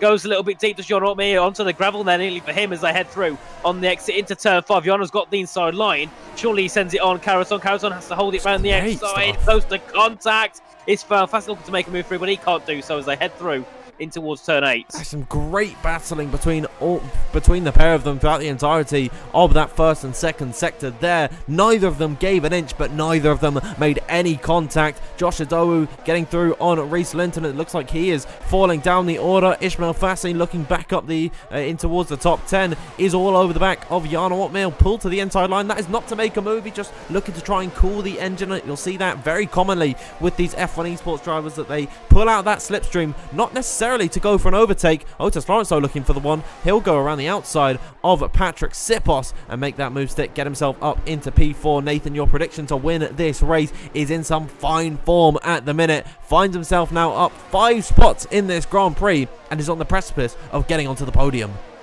He's great job so far from Otis in this race, looking to now close in on Tom Manley, who's closing in on the back of Barry Burman. Further back we can see Josh now ahead of Jack West. Jack's dropping down to P18 as he made an instant. Yes, he has. He's had a bit of a mistake somewhere as he's dropped down quite far back from this train. Luke Smith also entered back into the pits earlier on for a new set. Also, he must have got damaged somewhere along with the circuit, obviously along with Tamas Galt, who got damage early on in the race as well. We can see now, look at all these gap down to P16, now to P17 is this train for P1, so we'll see when more moves can be made. We can see lots of Isan Pookie for arguing down for P16. That's not normally where we see him in any of these races, so he's going to have a bit of change of turn throughout this Grand Prix to get himself back up in towards that top 10 and get himself some decent points for the AlphaTauri team. We can see Tom Manley, though, very good job from him so far as well, looking to close in. Jack West has retired in the pit lane, so that's his day done. Very annoyed, obviously, with that incident in qualifying. Obviously annoyed with that incident down at turn 4. Now he's called it a quits. They're going to retire here from this session. Yeah, real shame to see Jack West out of this session. Already on lap number 7, they've flown by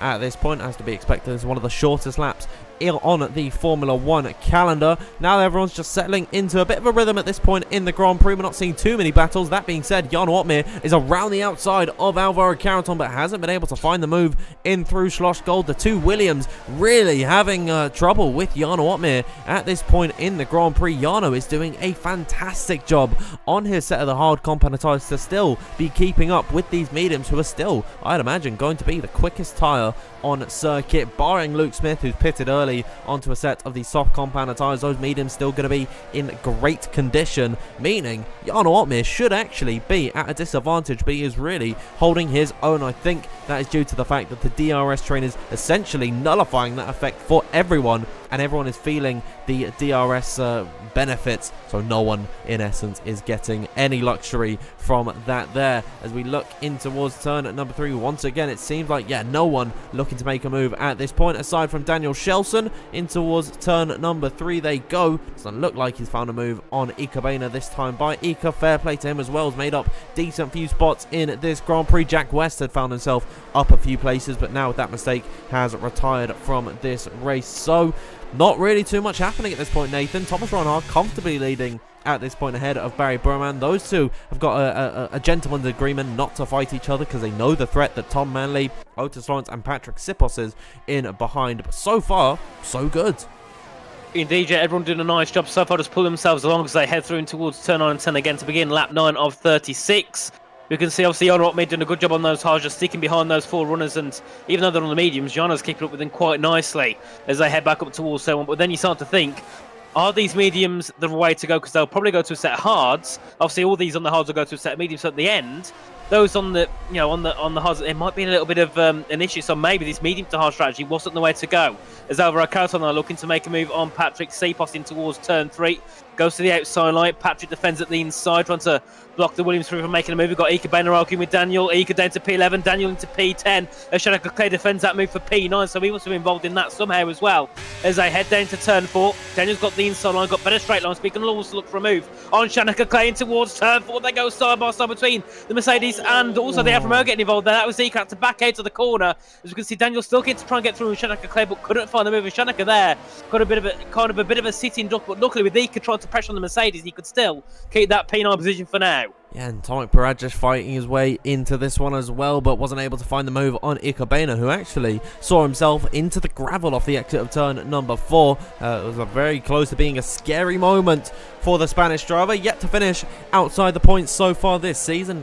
Granted, he's only done 2 races, but still, he's having a fine time in this season, and I'd like to see him once again finish inside that top 10. But Daniel Shelson has other plans, and it looks like at this point maybe those hard tyres are beginning to come into their own and possibly could look to be the better tyre in the next few laps. We're on lap number 10 of 36, so still 27 laps left to go in this Grand Prix. We've got a long way to go here in Austria, and that is why we're not seeing too many battles taking place at this point, because these drivers know you can't win the race on lap number 10. You've got to be in the right place at the right time, and if you deplete your resources too much early on, you could be in a world of hurt later on when it actually does matter. So we're just settling into the rhythm as previously mentioned and following along this race, watching it unfold. And I think, Nathan, it's going to be a case of whoever cracks first is going to be the one who loses out the most.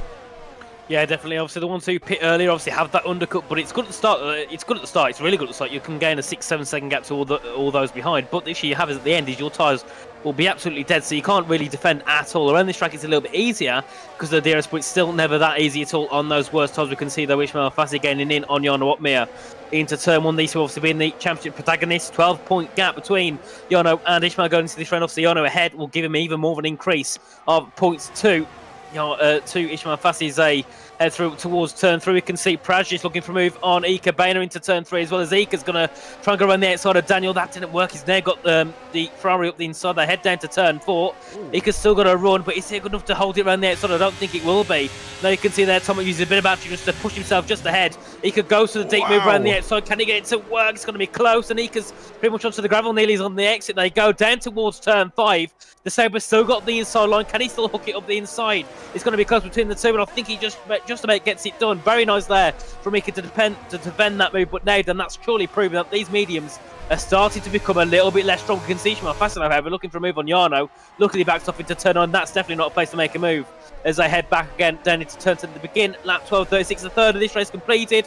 And probably not too far away now from some early pit stops being made. It's been a tantalising fight watching Alvaro Caraton, Jarno Opmeer and Ishmael Fassi fight for the more minor places in the top 10, and it really does go to show that every single position matters here in League Racing. Alvaro Caraton looking for a move potentially on Patrick Sipos towards the outside line of turn number 2. Barry Burman further up the order has also gone for the lead. We'll turn our attention back once more towards Patrick Sipos and Alvaro Caraton. If these two continue to fight it out, Jarno Opmeer and Ishmael Fassi could be in with a shout of potentially taking their position still wheel to wheel in towards turn number 4. Patrick Sipos defending his position on that inside line. Alvaro Caraton looking the long way round, and they're still keeping it side by side through turn number 5. Alvaro Caraton with the inside of turn number 6 and up towards turn number 7 should finally find that move onto the gravel. Is Patrick Sipos. Jarno Opmeer threads the needle and makes his way up into P6. Ishmael Fassi getting caught up behind the Alpine car, but Jarno Opmeer did well to avoid Patrick Sipos, and it seems like it just got the better of him. Alvaro Caraton up into 5th, Jarno Opmeer up into 6th, and Patrick Sipos down to 7th position. Make that 8, as now Ishmael Fassi is all over the side of him. Indeed, yeah, that is not ideal at all for Patrick. Obviously, getting put into the gravel is going to lose him some time. Going to also give him some more tyre wear as they head out of turn 1. Now, Ishmael's going to try and get himself a move done on Patrick if possible. Going to burn a bit of battery, but just can't get the O-Sweet to get the move done. Patrick looking for a move on Jarno Opmeer to the outside line. He goes. Jarno to the inside. Oh, a bit of contact between the two as they head into the corner. Who makes it ahead? Jarno just about keeps it ahead of Patrick. We'll see what Ishmael can do. Can he find a move? No, he can't. And Patrick seems like he's got a bit more straight line speed, but he can never find that move to work there on the back of Jarno Opmeer as they head down towards turn 4. We can see Ishmael Fassi looking to gain in as well to try and make a move. So this is actually not good at all for Ishmael because he's got Patrick ahead, kind of a bit of a move chicane here. You can see Ishmael's had a bit more pace on multiple corners, but he just can't find that way through on the back of Patrick Sipos as they head in towards turn 8 now. We'll see when a run can be made for Ishmael Fassi to try and make a move down towards turn 3. We can see Jarno Opmeer looking to gain in on Alvaro Caraton as well. These mediums definitely start to be coming towards the end of their phase as they head in towards the final quarter to begin lap 14 of 36. Alvaro Caraton closing in on the back of Otis Lawrence. We've got Tom Manning though still hooking onto the back of Thomas Ron Hart quite nicely, but these two at the front, Barry and Ron Hart, do very well. Got pretty much full batteries for the both of them, so they're doing a very comfortable job here at the moment. And Thomas Ron Hart once again closing to the back of Barry Burman in towards turn number 1. Not really any defence could be made there for Barry Burman, and Thomas Ron Hart makes his way back into the lead of this Grand Prix. Further back behind, Ishmael Fassi finally will get that move done on Patrick Sipos as Shanaka Clay and Daniel Shelson doing battle for P9 at this point. These guys all racing like it's the final lap of the Grand Prix. Oh my god, 3 wide in towards the corner. Shanaka Clay forced on to the curbing, and now Daniel Shelson with a little bit of contact between himself and Ishmael Fassi. Something's happened there. Ishmael might have had a bad exit off of turn number 3, and that has invited the pair of these guys to now try and take his position. Shanaka Clay all over the rear of the Williams. That will be a personal battle for Shanaka Clay, because now off the exit of turn number 8, he's going to go for it around the outside and towards turn number 9. Ishmael Fassi caught on the back foot here, and Shanaka is taking advantage off the exit of turn number 10. He tried to go for the move through turn number 9, didn't quite work out that time by, and he'll maybe try and back off, potentially recuperate and go for the move once again in towards turn number 3. But Shanaka Clay all over the rear of Ishmael Fassi. Is clear to see that those medium tyres are past their sell-by date. Indeed, we can see Shanaka gaining in, but not enough on this occasion to make a move in towards turn 3. We can see we're nearly hitting the back of Ishmael Fassi though as they head through. We've got Daniel and Ika yet again battling for P10 on this lap 15 of 36. We can see though Daniel's just got that decent run down to turn 4 to keep himself ahead of Ika for now. Ika's not going to be able to make a move. Duncan Hoffman though will be looking to try and make a move ahead of the Sabres shortly. You can see he's got a decent run into turn 4. His tyres looking a lot more stronger now than Ika's as they head through towards turn 6, and we'll see if Yana can start to try and find moves, because we know now that these hards are definitely a stronger tyre. Lap 15 and 36, nearly halfway through, so we'll definitely start to see some drivers on those mediums start to pit very shortly, probably within the next 3 laps. We'll see some of those medium runners into the pit lane for a new set of hard tyres, and I don't we'll see any go for the softs. I don't think that'd be a very clever idea whatsoever. We've got Patrick Cephos into the pits now, so he makes that first pit stop. He bites first to get himself onto a new set of hard tyres to take those to the end of this race. We can see though back again at the front, we can see Barry looking to close in on Ron Hart, but these two yet again not going to fight too much. They've still got full back, but these two working very well together so far in this race. Tom Manley, though, he is sniffing a move potentially on Barry Burman, and it looks like the battling could come to a head very soon. For the past 3 laps or so, Tom Manley has been all over the rear of both Thomas Ronhart and Barry Burman, depending on what order they are in. And Tom Manley once again in towards turn number 4, close to the back of Barry Burman, but that DRS train is just allowing for Barry Burman to maintain that position ahead of Tom Manley. Daniel Shelson and Alvaro Carreton once again, not Alvaro Carreton, Shanaka Clay, did battle once again in towards turn number 4, as Alvaro Carreton, speaking of, is all over the back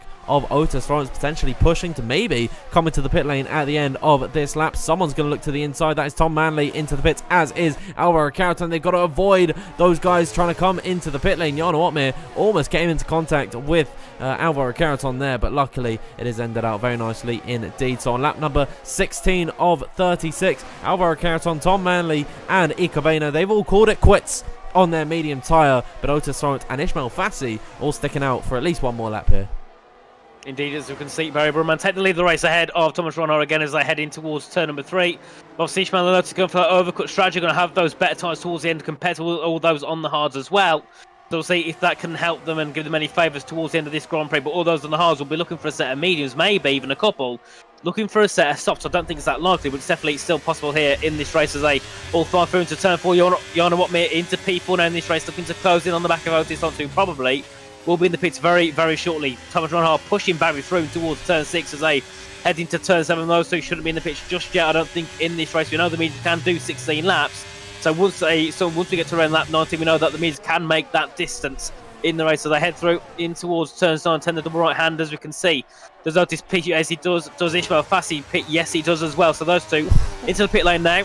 That's what will happen there, Dan. Otis Lawrence got onto the grass heading in towards the pit entry, and I got flashbacks to qualifying where he just binned it into the outside wall there. Luckily, Otis Lawrence into the pit lane, as is Ishmael Fassi and Daniel Shelson. Interestingly enough, at pretty much the halfway point in this Grand Prix, Daniel Shelson opting to go into the medium tyres. He's making a big undercut. It's a big gamble for the reserve driver filling in for Jake Benham this evening. But Nathan, given the difference in pace later on in the Grand Prix, I can't see that being a good move for him. Yeah, it's very early, isn't it, onto those set of mediums. He's going to struggle towards the end, but then again, he's just going to have to hope he can defend, isn't he, with those with some straight line speed. So he's going to have a struggle with a job, but still, you know, he can still make it work out. He'll be quicker than all these on the hard rise at this point, but that crossover eventually will come where he becomes a lot more slabber. We can see now any of these ahead, obviously in that top 10, they've still got to pit onto a new set of tyres. We'll see when they decide to venture in towards the pit lane. Obviously, Patrick Cephos on the 8 seconds back from Ben Shabakonya, who's at the bottom of that hard running train, who haven't pitted yet. So obviously that will help him for now. Duggan Hoffman gets that penalty. That is not what he needs. That's going to cost him so many positions in this race. At this point, it would already cost him down to P9, which is not what he wants. Big shame for Hoffman. Obviously got a penalty back last time in Belgium. Doesn't want a penalty here. Well, he's got one now. Here in Austria, we've seen Ben Shabakonya into the pits off of his set hards. So we'll see where he will come out in this field. He'll probably drop out to around P17 in this race. We can see catching up towards turn 1. So we can see Tom Manley, they're looking for a move on Patrick Cephos, who leads him away. Tom to the inside, goes to the outside, in towards turn 3. He'll get that move done easily ahead of the Alpine.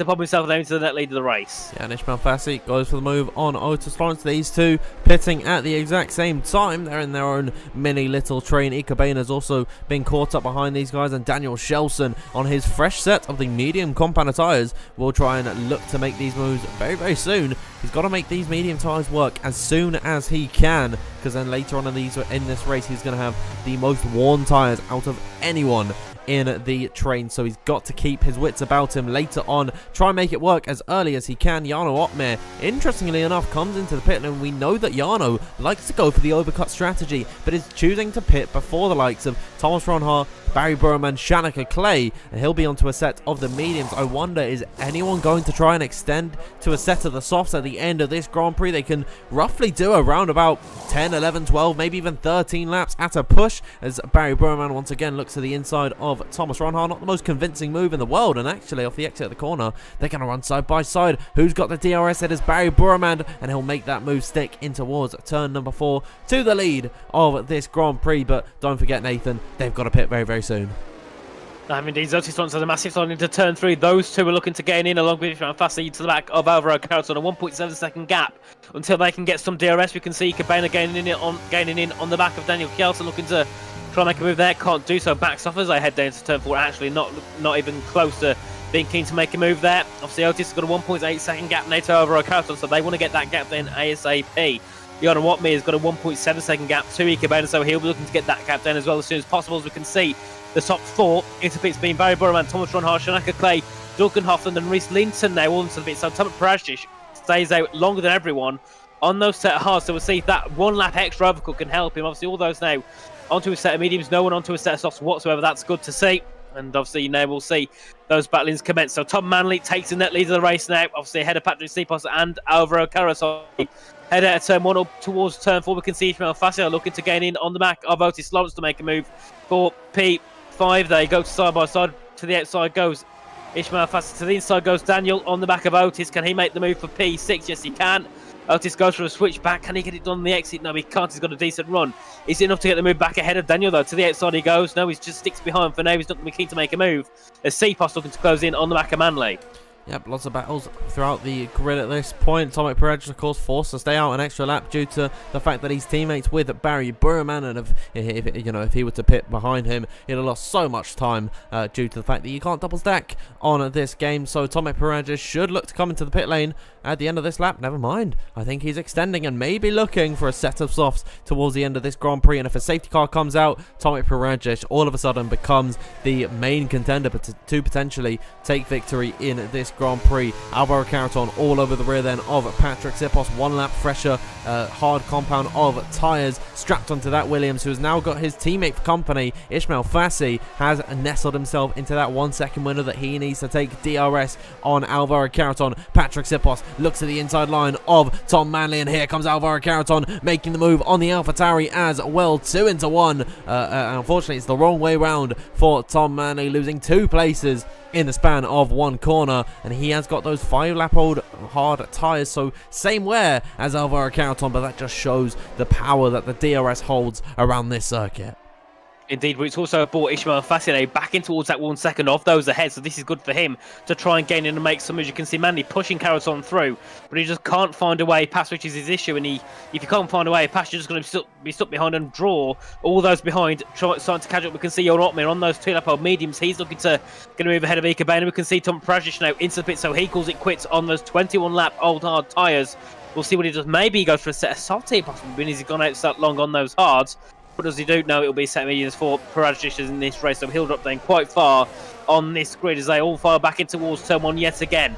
But Jarno Opmeer is looking to be on a bit of a charge on the back of Ikebana, who's got a decent run out of turn 1. He's got those better tyres, he's got those newer tyres as well. As they head up towards turn 3, he's got the run as well, even without even having to use the ERS, as Alvaro Carlton takes the lead and race ahead of Patrick, ahead of Manley. As we can see, Jarno ahead of Vika, Thomas ahead of Barry as they head up in towards turn 3 as well. So many moves being made, many switcheroos from drivers ahead, as we can see them all moving out that slipstream down towards turn 4, apart from Otis looking to gain in on Daniel. And I think Daniel Kjelsen here, Danny's in a bit of a sticky situation on those 5-lap-old mediums here. Yeah, well, already he's going to be, losing time. He'll be losing time to Otis Lawrence as every lap goes on. Jarno Opmeer already is going to be quicker for the entirety of this Grand Prix, and he's within 5/10 of him. So Daniel Shelson is going to be in a very tricky position, but he's found his way into the top 5 with this strategy call. So at the minute it's working out for him, but of course once those mediums really pick up the pace, and the likes of Thomas Ronhard, Barry Burman, Shanika Clay, all of those guys who stayed a little bit longer out on circuit, it's going to make it a whole world of hurt for Daniel Shelson. But let's not worry about that for the time being. Let's have a look at Jarno Opmeer on the rear of Otis Lawrence. These two looking to do battle. Jarno with 2-lap fresher medium tyres in this race as they're all concertinaing up in towards turn number 3. Daniel Shelson moving into the way, and a little bit of contact further up ahead, 3 wide off the exit of the corner. Tom Manley side by side with Ishmael Fassady ahead, downhill and towards turn number 4. Patrick Sipos look to find his way into the battle. Look at this, 3 wide further back behind Otis Lawrence, Jarno Opmeer and Patrick Sipos all doing battle. Ishmael Fassady through on Tom Manley. Here comes Patrick Sipos and Otis Lawrence to the inside line as well. The two Mercedes still scrapping it out on their medium compound of tyres. Beautiful racing we are seeing throughout the entirety of this field as Otis Lawrence makes a little bit of contact with the rear right tyre of Tom Manley. Side by side for the two Mercedes. Jarno Opmeer looking to fight his way up another position into P5 ahead of Otis Lawrence. Still can't find that opportunity. Daniel Shelson now losing a place to Ika Boehner. What great battling we're seeing as we head on towards lap number 25 of 36. Absolutely brilliant there from all the rows on the grid, battling here for positions. We can see Jarno there looking to get in on the back of Otis Lawrence down towards turn 3. He's got the DRS to use. Easy. To the outside it goes into P5 for Jarno Opmeer. Absolutely easy for him to get past there on the McLaren. Otis there nearly hitting the back of him into the braking zone. Into turn 3, we can see further ahead Tom Mann looking for a move with Patrick Sipos. Bit of contact between the two there as they head out the corner. Now Jarno Opmeer looking to make a move down to turn 4. Gets past Manley. Can he get past Sipos? 2 moves into 1 corner for Jarno Opmeer around the outside of the Alpine. Can he get it done? Yes, he can. You know what I mean? Now to P3. Can anything stop him now in this race? We can see further back. Daniel's still fighting with Ika Boehner. Those two have been battling this all race long. But now we can see lots of Barry, Thomas, Shanika all getting involved in this battle. They're looking to gain through and make positions. Will Jarno be able to still keep this chance of a victory? Well, in the lead train at the minute, Jarno Opmeer does have the best tyres, but they are going to fall off in pace later on, and especially towards the likes of Barry Burman, who have got the slightly fresher medium compound of tyres strapped onto his Ferrari. Now finds his way into P8 in this Grand Prix. Thomas Ronhard going to follow through and into 9th position, and this is what we said about Daniel Shelson, really feeling the pressure from the likes of Barry and Ronhard. Just easy moves being made. Barry Burman now in the DRS train no less is going for the move on Thomas Ronhard around the outside, as further up ahead Jarno Opmeer looking for the move for the lead of the Grand Prix, gone for second ahead of Ishmael Fassady, and is all over the rear of Alvaro Carreton, who's holding very hard to that inside line. Jarno Opmeer easy around the outside for him. Tom Manley as well sticking his nose in there, trying to get second position ahead of the Williams driver. Doesn't look like it for the time being. Those two exactly the same on the tyre life as Barry Burman arriving onto the scene through on Patrick Sipos down into 7th for the Hungarian driver. Barry Burman is here to play, and already look at him going for 5th position ahead of Otis Lawrence in towards turn number 9. Brilliant stuff from our pole sitter. If it's one man that can make a move, it's Barry Burman's here in this race. He's always good on the attacking stage, on those better tyres. Into turn 1 now, looking to take P4 from Ishmael Fassady. Can anything stop Barry Burman here? I know his name says speed, Barry, but he's truly showing he's got the speed to make some positions here in this race. Now, looking for P3. Already, that's going to be, 5 moves within half a lap here in this race for Barry Burman. Side by side with Manley. Into turn 3. Manley's got the inside line, and no, he backs out Barry Burman now, looking to try and take victory, possibly. There's still nearly 10 laps to go. Otis Lawrence under pressure from Thomas Ronhard. Shanika Clay making a move on Patrick Sipos. Those two still go side by side.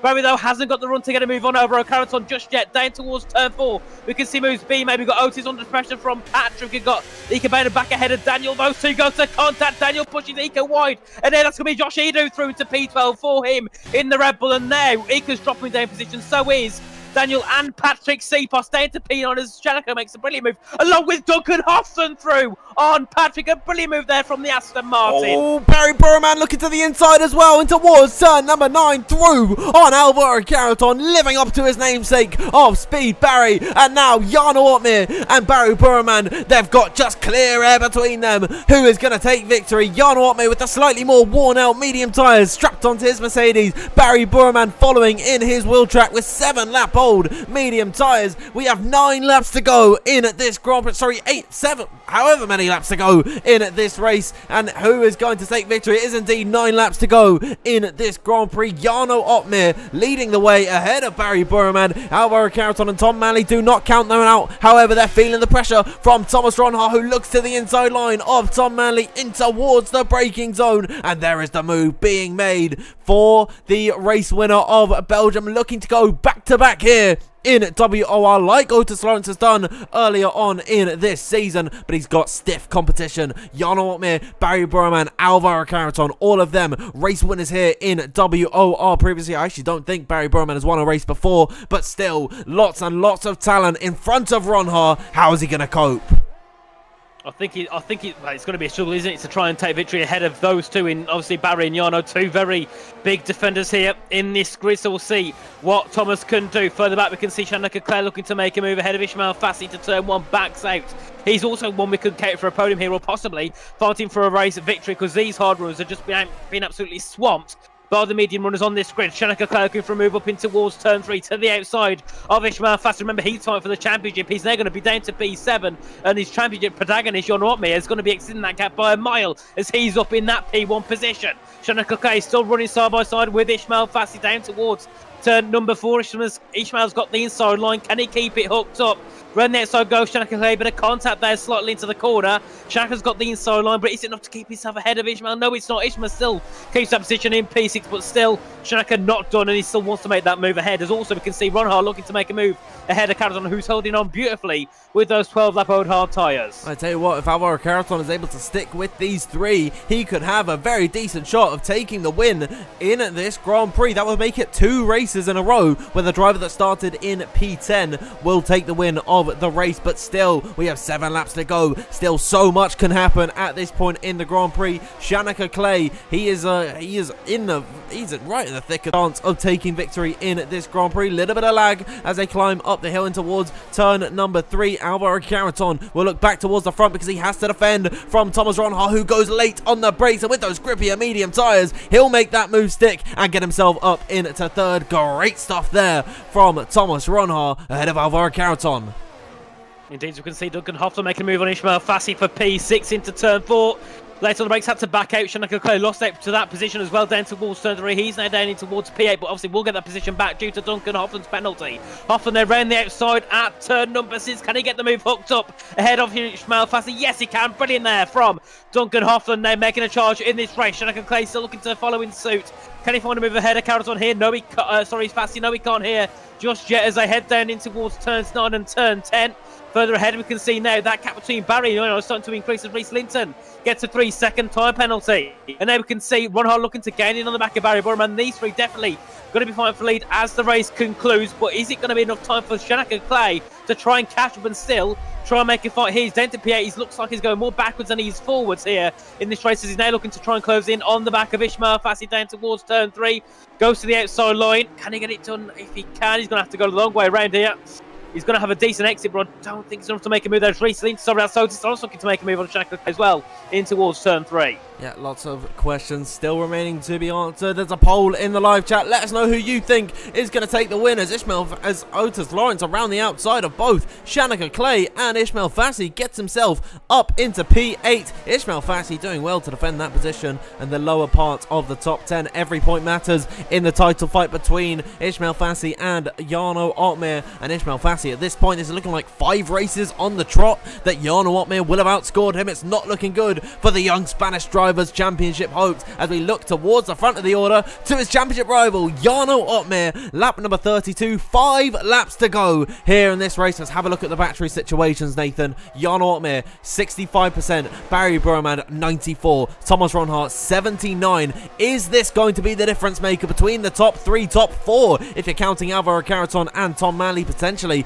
to make some waves in the final part of this race? Is this going to come down to the battle of the ERS?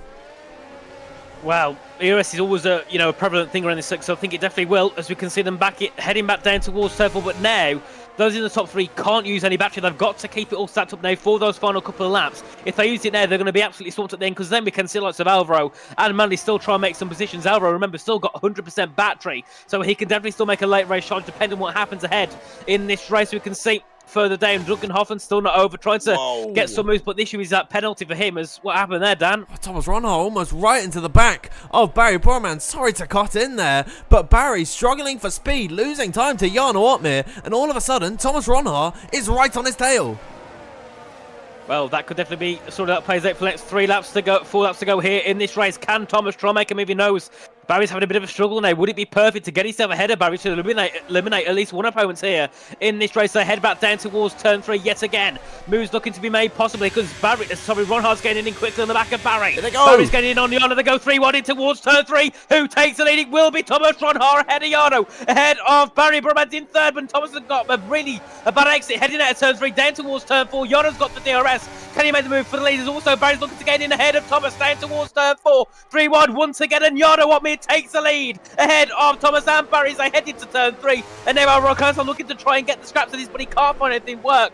Oh, brilliant battle between the top 3 here in this race. And no one even used a drop of ERS there. We are in for a treat heading into the last 3 laps of this Grand Prix. Thomas Ronhard now through and into P2, and this is looking like history is repeating itself like a ripple, because if you call back to just exactly 1 week ago, Nathan, it was Jarno Ottmir ahead of Thomas Ronhard heading on to the final few laps of this race, and Thomas Ronhard made the move on lap number 22 of 22 to win the Belgian Grand Prix. Will he do it on lap number 36 of 36 here in Austria? Get your predictions in now, because we are in for a show-stopping finish. Here comes Thomas Ronhard in towards turn number 3. Jarno Ottmir holding that outside line, and Thomas Ronhard will look to that inside and make that move stick for the lead of the Grand Prix once again on lap number 34, as here comes Jarno Ottmir once again off the exit of the corner. He can do this for the last few laps. He's following in the wheel tracks and not going for that move. They're all backing off, and Thomas Ronhard will lead this race. Jarno's turn to go on the last lap.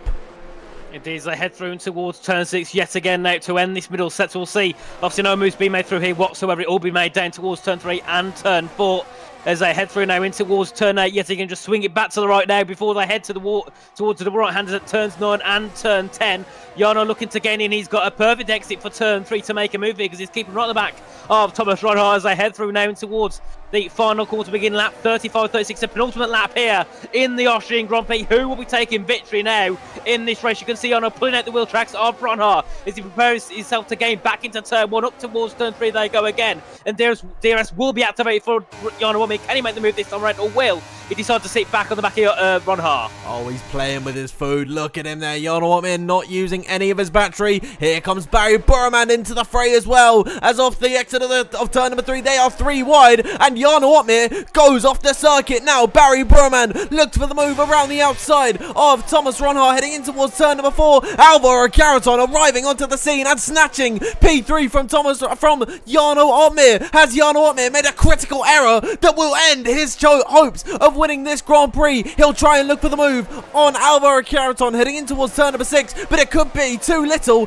too late, and heading on to the final lap of this Grand Prix. Barry Burman leading, utilising all of his battery now. They've got to dump it. Make sure when they cross the line next time by that their battery is absolutely flat, that they've used everything they can to win this race. Make sure you like and subscribe for the final time in this Grand Prix. They come on towards lap number 36. It is Barry Burman leading from Thomas Ronhard. Barry Burman with less ERS, and Thomas Ronhard with the DRS engaged, heading up the hill for the final time in this race. Here they go. Barry holding that inside line. Thomas Ronhard looking towards that outside line. Is it done there? I don't think so, because now the advantage going to switch back the way of Barry Burman with the DRS engaged. He will close to the back of Thomas Ronhard heading in towards turn number 4, the final potential opportunity to take the lead of this Grand Prix. Thomas Ronhard does such a good job to defend. Alvaro Carreton and Jarno Ottmir do battle further back behind, but here comes Barry Burman looking to the outside of Thomas Ronhard. This could go all the way to the finish, but is that the last opportunity gone for Barry? It might be Thomas Ronhard's race to win here. Indeed, as you can see them there coming through in towards the final few corners. Barry's going to push. Can he make a move to turn on? I don't think he can as they head through in towards the final few corners. It'll be Thomas Ronhar who exits the final corner to take victory here in Austria for round 8 of the WR Tier 1 Championship ahead of Barry and Alvaro Carreton takes the podium on the old hard tyres ahead of Yardo and Tom Manley in the top 5. What a brilliant final lap here in this race. Absolutely magnificent, and anyone there could have came through, and Jarno making that key mistake at turn 3 cost him the victory here, I think. And Thomas Ronhar takes his second race win in a row. Is Thomas Ronhar a dark horse for this championship? Can he do enough in the last 4 rounds of this season to potentially insert himself into a title battle with Jarno Opmeer and Ishmael Fassi and Otis Lawrence and the like? But what a race we have just witnessed there. Thomas Ronhar taking victory. Welcome back to Barry Burman. He'll take a podium on his return here. A fantastic showing from Barry here this evening. And Alvaro Carreton will notch himself his first podium of the season from 10th on the grid. It was a fantastic race of ups and downs, twists and turns. And it was such an incredible finish right to the end. And that could go down potentially as a candidate for race of the season as we wait for the drivers to celebrate atop the podium. I just don't know what else to say. Thomas Ronhar, though, 2 in a row for him. He is in some fine form heading in towards the last 4 races of this season. And I said it once before, he could be a dark horse in this title, Nathan. It definitely could be. He's still got a lot what to do, but I definitely think that can be done by Thomas Ronhar. You can see who took the victory ahead of Barry in second and Alvaro Carreton in third. Then we have Jarno Opmeer, followed by Tom Manley, Otis Lawrence, Ishmael Fassi, Tobit Prashish, Shana Clay, and Duggan Hoffland rounding out the top 10, followed by Josh Idowu, Betcham Akonyi, Daniel Kjelsen, Patrick Seafoss, Reese Linton, Ikeban. And then obviously we did lose, I believe it was Luke Smith, Isan Pookie, and Jack West in the race. That was a brilliant one there done, and definitely for me, it's race of the season so far. God, you know what? There's been so many fantastic races, I lose count.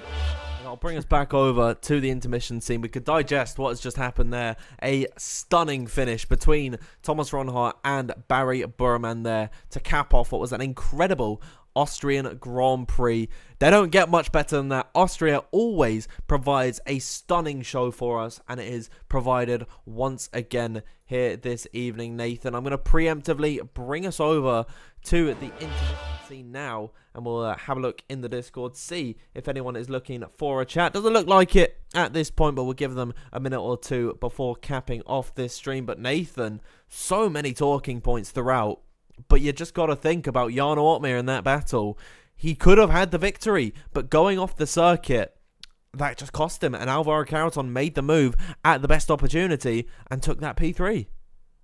Indeed, and obviously Jarno was looking for a victory, and that would have been key for him in that championship. Obviously, he could have took 25 points away. He only takes half of that, being 12 points. So that gap now puts him and Ishmael Fassi to just 18 points. So he could have gained a lot more than 6 points in this race, and he did so. Still, that championship battle still hot between those two. Obviously, you can see the likes of Otis Lawrence still scoring some good points, along with obviously Barry and Ronhar. I don't know where Barry's in the championship. I don't think he's scored any points yet this season. But Ronhar's looking to gain in, and 4 races to go. Can he do it? Possibly, but still be very unlikely. It's actually, I think we have 2 of them here in the interview room. We do indeed. We have both got Barry Burman and Thomas Ronhar. Let's start off with Barry Burman in this one. Barry, first and foremost, welcome back to WOR. It's got to feel good to start that race on pole position. Talk us through your qualifying there. Yeah, first of all, hello to you guys and to everyone who everyone who's watching. Yeah, I mean, it's been a while. I haven't done a proper league race, you know. I just took a break and I had to do some other stuff. But yeah, I just took a break, and then you know, and then this week I was like, yeah, why not? Let's just come back. And then, but yeah, the quali was interesting. Like Q1 again, rainy, dry. It was really complicated. One shot, and also even in Q2, I did only one new tire lap, because I was like, let's just save it for Q3, and I guess it paid off. But yeah, it was a really good quali lap. And yeah, in the race, it was, I think, me and Thomas really played good together for first stint. Like, we know we were on hard, so we were like, let's just help each other. And then we were kind of helping each other quite well. And then at the second stint, we even pit together, passed the train. But then in the last It was like me and Jarno and Thomas. I think it was Alvaro as well. We're just fighting for the win. It was a really nice race. Maybe I could played it a little bit better, but still I'm happy with P2. It is what it is. And GG to Thomas. He drove a great race. Yeah, and I want to pick up on what you said about how you could have played that a little bit better. Of course, you were right in the fight, right until the end of it. What was the difference, though, between you coming in second position and Thomas taking the victory? I think it was a little bit different on our setups. Like he was on quite low wings, I think, and I was on quite high wings.